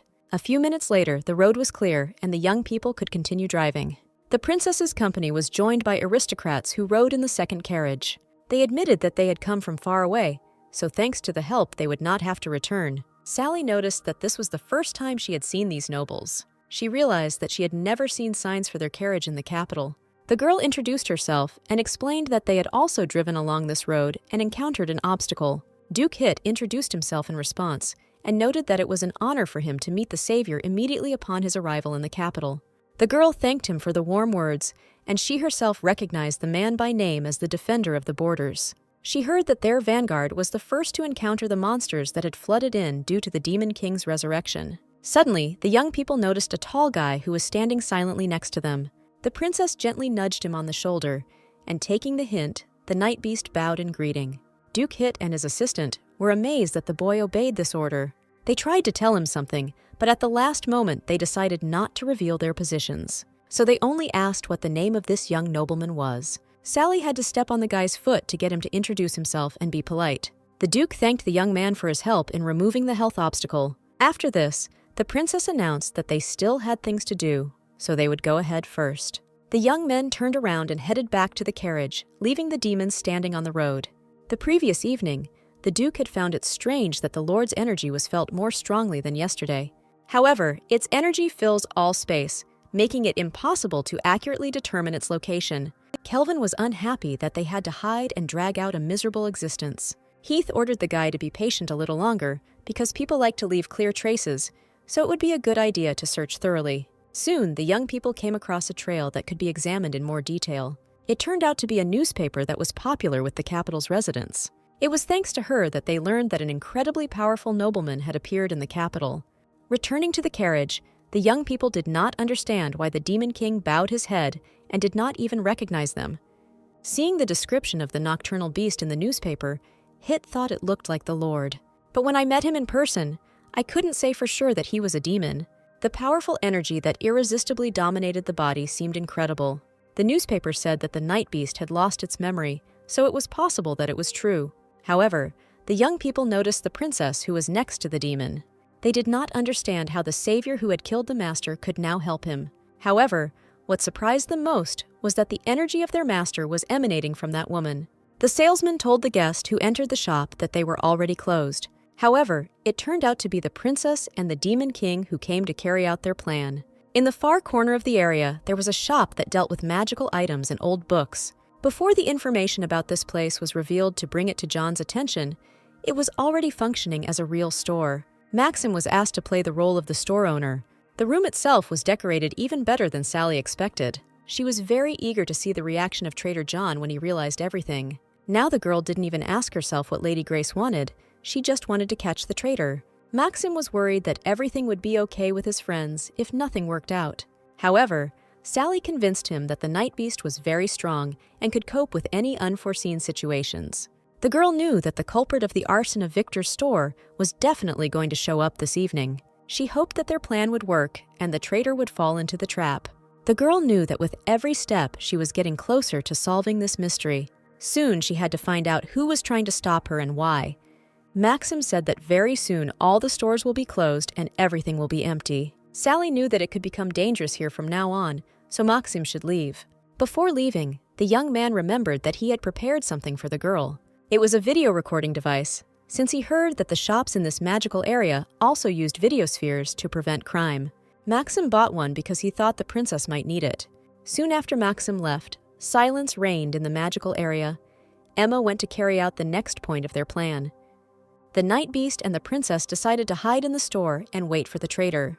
The girl did everything possible to lure the culprit to this place, but she was still afraid. She was worried about what would happen after they captured the traitor. The Night Beast gently took the girl by the hand and said that he felt the presence of another person. The boys soon heard a crash coming from the front door. A couple of minutes later, a man in a dark coat entered the store and began searching it. Sally lit the candles and came out of her hiding place to expose the traitor. She admitted that today was like a gamble, and she didn't know if she should come in person and reveal herself. The girl wondered why this book was so important to Master John. She addressed the young man directly by name, making it clear that she had seen through his disguise perfectly. The young man tried to pretend that there was a misunderstanding between them. However, the princess noticed that setting fire to Victor's shop and causing harm to innocent people was not a simple misunderstanding. John admitted that he had no idea that Sally was watching him so closely. The girl was furious that the guy was deceiving her and using the family. John knew he couldn't convince her with words, so he asked if the girl had come alone. He noted that the power of healing might not protect its owner. The guy didn't know what the girl was hoping for by setting up such a trap. However, he sincerely believed that she would not succeed, because he was physically stronger than the girl. The princess was not timid, so she pulled out her weapon and brought it to the enemy's throat. The girl said that she had called security, and that the traitor was supposed to be thrown into prison that night. John assumed it was just a trick, so he grabbed the princess's hand. The girl dropped her weapon from her hands due to the surprise and force of his blow. The traitor promised that he would show her from personal experience what would happen if she went out alone at night like that. However, the princess only laughed in his face and noted that nothing would ever be the way he wanted it to be. Suddenly, a night beast attacked John from behind and captured him. In this way, the young man forced the princess to let go of her hand and immobilize the enemy. John was furious and did not understand why the night beast had attached itself to Lady. However, the Demon King had no intention of answering the questions and merely ordered them to remain silent. After some time, the young people tied the traitor to a chair. Sally knew that if everything that had happened, from Victor's shop to this incident, became known, it would deal a significant blow not only to her family, but also to the guild. In this situation, the deputy head and father's right hand could lose a lot. Therefore, the girl did not understand why the young man exposed himself to such a risk. She noticed that the traitor had come to his senses and offered to talk to him. John demanded that the girl untie him and let him go if she wanted to get the truth out of him. The princess noted that she wasn't even going to do that. She was planning to turn him in as a criminal. John said that this would have a huge impact not only on the people's situation, but also on their family's reputation. Sally promised that she would do everything possible to prove that his actions had nothing to do with the family line. First of all, she showed the guy a piece of paper and asked him to explain its origin. And she reminded him that the guy got scared as soon as she touched her last time. However, the young man refused to answer this question and only turned away. Sally threatened to try using the paper and find out for herself. She wondered if this circle contained teleportation magic, transmission magic, or communication magic. John pointed out that the girl knew things she shouldn't have known. The princess assumed that they even used parchment to avoid leaving magical traces, but it was all in vain. Thanks to this, she only exposed the traitor. John realized he was in trouble, so he admitted that it was a diagram for magic and communication. Sally wondered when the young man had started working for Lady Grace. Then the traitor confessed that he was originally her subordinate. The girl noticed that his words consoled and calmed her a little. She really felt relieved and was sure that John was now acting of his own free will. He was not under Grace's spell, and the lack of sudden change in behavior and confusion was proof of that. However, she was embarrassed that serving the guy was more important than loyalty to her family, to whom he had dedicated his entire life. The young people found a matchbox and an oil container on him. Unnoticed by the young man, Sally pulled out the sphere and placed it on the table. The girl activated the video recording and asked if John had planned to burn down the store before or after the book was discovered. She wondered if he was planning to stage a fire just like what happened in Victor's store a few days ago. She asked why the guy did this, and if he knew how many innocent people died because of it. John was surprised, because he thought the lady would agree that great things require sacrifice. After all, that was why she agreed to become a savior, but the girl asked him not to deviate from the topic. John admitted that Victor saw his face, so he decided to remove the witness. Sally was shocked that the guy would kill a man for just that reason. The girl understood that if she tried to continue the conversation, she would not be able to obtain any more information. John's confession was recorded on the recording ball, so the goal was achieved. The guards were supposed to arrive soon, so the boys had no choice but to leave, leaving behind evidence of the crime and John himself. Before leaving, the girl asked if her father knew that John was serving another man. However, the guy admitted that if this were the case, he would have been dead long ago. Before leaving, the girl asked the night beast to securely tie up the criminal until the guards arrived. However, instead, the young man only walked up to John and hit him hard on the head. He controlled the power, so the criminal only lost consciousness, but was fine. Soon the newspaper published an article about the arrest of a new suspect in the murder and arson of a shopping street. The Duke summoned the girl to him because he understood perfectly well that this was her doing. He just wanted to confirm his suspicions, so he asked her directly about it. After the girl's illness, the man allowed her to do whatever she wanted, but this time she put herself in danger. The princess apologized for this, but since she knew that John was watching her, she could not act carelessly. The Duke realized that the girl had taken on too many things, so he promised to sort everything out. She wondered what her father would do first, commit crime and surveillance or betray their family. The man promised that he would solve all the problems and send the girl a reliable informant. However, Sally said that everything was fine and he shouldn't worry about it. The holiday was about to take place, and His Majesty personally took on the wonderful preparations. So the point was that it was necessary to simply wait for this day and rest peacefully. At this point, the conversation between father and daughter ended, and the girl left the office, feeling something strange. One of the maids reported that Mr. Nightbeast had just returned and was now waiting in the dining room. It was already lunchtime, and Sally was surprised that the Demon King was outside until then. Last night, on the way back to the mansion, Tan suddenly disappeared.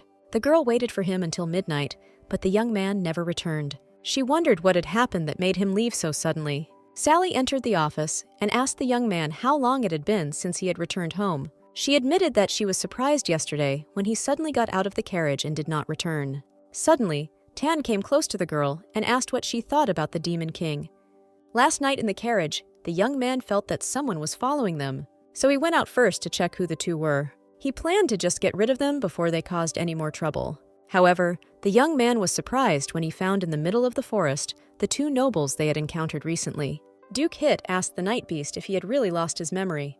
Kelvin asked if the young man really didn't remember them at all. The two immediately began to convince him that they knew him and that the Night Beast was their master. The young man had absolutely no idea what they were talking about. Kelvin tried to hug his young master, but the boy returned. After this, both aristocrats fell to their knees and introduced themselves to their master. They called him the greatest darkness that encompassed all evil dimensions, the Great Demon King. The men revealed that his true name was Leonard Kalinus. Sally wondered why the guy suddenly decided to ask her what she thought about the Demon King. The young man admitted that he heard that the girl had defeated the Demon King, and everyone was calling her the savior. He remembers very well that at their first meeting, the princess mentioned that he should be dead. Judging by what the two aristocrats who were called his subordinates told, the girl's reaction to the one she thought was dead is not surprising. However, what was even more important was whether she hated the Demon King. The young man understood that he could not immediately believe what those aristocrats were saying, but for some reason, the energy that emanated from them was very familiar to him. Strange abilities that others didn't have, fragmentary memories that came to his mind from time to time, and especially that terrible pain, who came to him every midnight. The hero assumed that he was not an ordinary person, but really the Demon King they were talking about. The boy suggested that they return to the Demon King's castle together, and Tan hoped that he could regain his lost memories there and stabilize his power. He's been trying to regain his lost memories for a very long time, and now he has a chance to do it. The princess replied that she did not hate the Demon King and that it was not just that. The young man heard her answer and now didn't know who to perceive himself as, Leonard or Ton. John's owner noted that his revelation was a great shame for the boy. The man thought the boy had just proven himself useless. John begged his master to listen to him and tried to tell them about the true nature of the night beast. The owner was angry and noted that if the guy took on the task without permission, then he should at least have achieved a result. The young man apologized and asked to give him another chance to be useful until the very end. The owner demanded that in this case, the guy at least compensate for the losses that occurred because of him. He demanded proof of the young man's ability to do his job well. The owner pulled out a weapon and struck. Drops of blood fell onto the cold floor. His assistant reported that they had managed to collect 52 objects to date. The owner strictly warned that he could not stand to suffer any losses. He noted that if John wanted to be useful, he'd better replenish them before he took his life. On the day of the imperial festive ball, the maids discussed how best to dress their mistress. The princess knew that the ball was a big event, organized by the imperial court itself under the pretext of celebrating her recovery. However, she did not understand how it happened that there was not a single offer for an escort. The servant said that letters addressed to her arrived, but then they all suddenly disappeared. Some of them were later found, burned in the fireplace. The princess understood that this was the work of the night beast, although he pretended that he had nothing to do with it. The girl noticed that recently the guy began to appear less often, because before they spent almost all their time together. However, now that he was disappearing somewhere, she became very sad. The girl even suggested that the tamed wild wolf had escaped from home. She believed that it was because of the last incident that the boy's memories could gradually return. Suddenly, an idea came to her, and the girl jumped up sharply, frightening the maids. She remembered that the guy promised to leave this house in a month. The girl assumed that he remembered his promise, and therefore was looking for a new place to live. The only thing that worried her was that she hadn't figured anything out. The situation wasn't getting any clearer. And watching the Demon King is her direct responsibility, because the ancient books of magic did not give any clues. Lost in her thoughts, Sally didn't notice how the maids finished their work and began to admire the result. And they looked at the princess, who this time turned out to be especially beautiful. The girl was worried that after the banquet, she would return only late in the evening and would not be able to meet the night beast again. The emperor walked around his palace and noticed that the preparations for the banquet had gone well. He thanked the crown prince for handling the matter so well. It was of particular significance that Lady Batten's banquet was held in the second largest hall in the imperial palace, which was difficult to obtain permission to use without a special order from the emperor. So the prince realized that this was a good opportunity to demonstrate his position. The imperial family wants to show that they are deliberately making a lady from the Bating family the crown princess. They hope that through marriage, they would be able to integrate the ducal line into the imperial family. Then this will become an excellent basis for the creation of the strongest imperial power. The prince admitted that everything would happen exactly as His Majesty wished. The emperor announced that the girl's partner at the ball would be her father, and the prince needed to find the right moment to offer her his accompaniment. The young man promised that he would do everything as befits a true gentleman. Sally was a girl who, relying on her family name, behaved arrogantly at imperial receptions. A girl who, apart from her wild nature, did not stand out in any way. Although she was much quieter during the ceremony of sending off their group to overthrow the Demon King. Then the girls shook like cattle being led to slaughter, although it seemed as if she herself had volunteered to join. The prince considered it pure luck that she had not fallen behind the party, and that it was not at all like her that she had not returned in tears halfway through the journey. The prince's assistant reported that soon Duke will arrive at the palace with his daughter. The boy had no intention of listening to his father's orders. He just wanted to go out for a short walk. The assistant was horrified because today everything had to be perfect, and the emperor ordered the princess to accompany the girl. The prince wanted his assistant to find the right moment to hold the girl for him when the reception was coming to an end. The young man noted that no matter how noble her nature, in the end she was just a girl. The prince was sure that Sally would not be able to resist his gorgeous face. The assistant had nothing to say to this, because he constantly heard such phrases from his master. The prince admitted that he already had an agreement and therefore needed to leave the event, but wanted to be kept informed. Soon the girl arrived at the ball and received congratulations from many aristocrats on her recovery. Most of them complimented her appearance and brought her gifts. Sally felt like there were even more people there than usual today. She noticed that her father was busy discussing some project that he was going to promote. Just in case, she wanted to continue monitoring his location. Soon the girl was approached by friends she had made not long ago.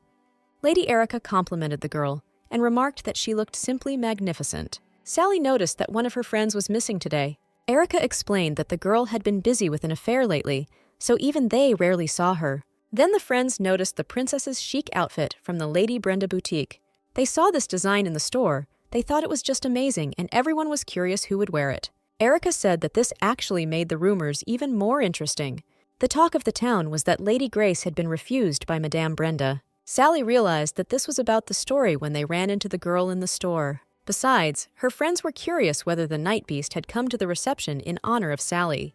They didn't know that the young man was staying at their family's mansion. One of the guests at the banquet overheard the girls' conversation and approached them to join them. She had heard that the Night Beast was not in any service and admitted that she would like to invite him to their nightly order. Lady Erica remarked that it was very impolite to invite someone else's guest. However, Sally only smiled and noted that the Night Beast had already agreed to join their family's nightly order, after which the girl left.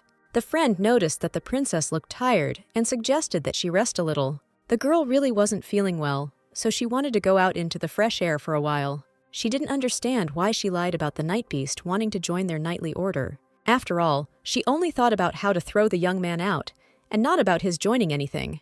The girl was very ashamed because she had lied, but she was even more worried about her own feelings. Sally noticed how people began to whisper after the arrival of the next guests. She wondered who had caused such a stir among the crowd of aristocrats. The girl looked up and was surprised that Lady Grace and her former fiancé had dared to show up at her recovery ball, and was worried that they might throw a fit and ruin her celebration.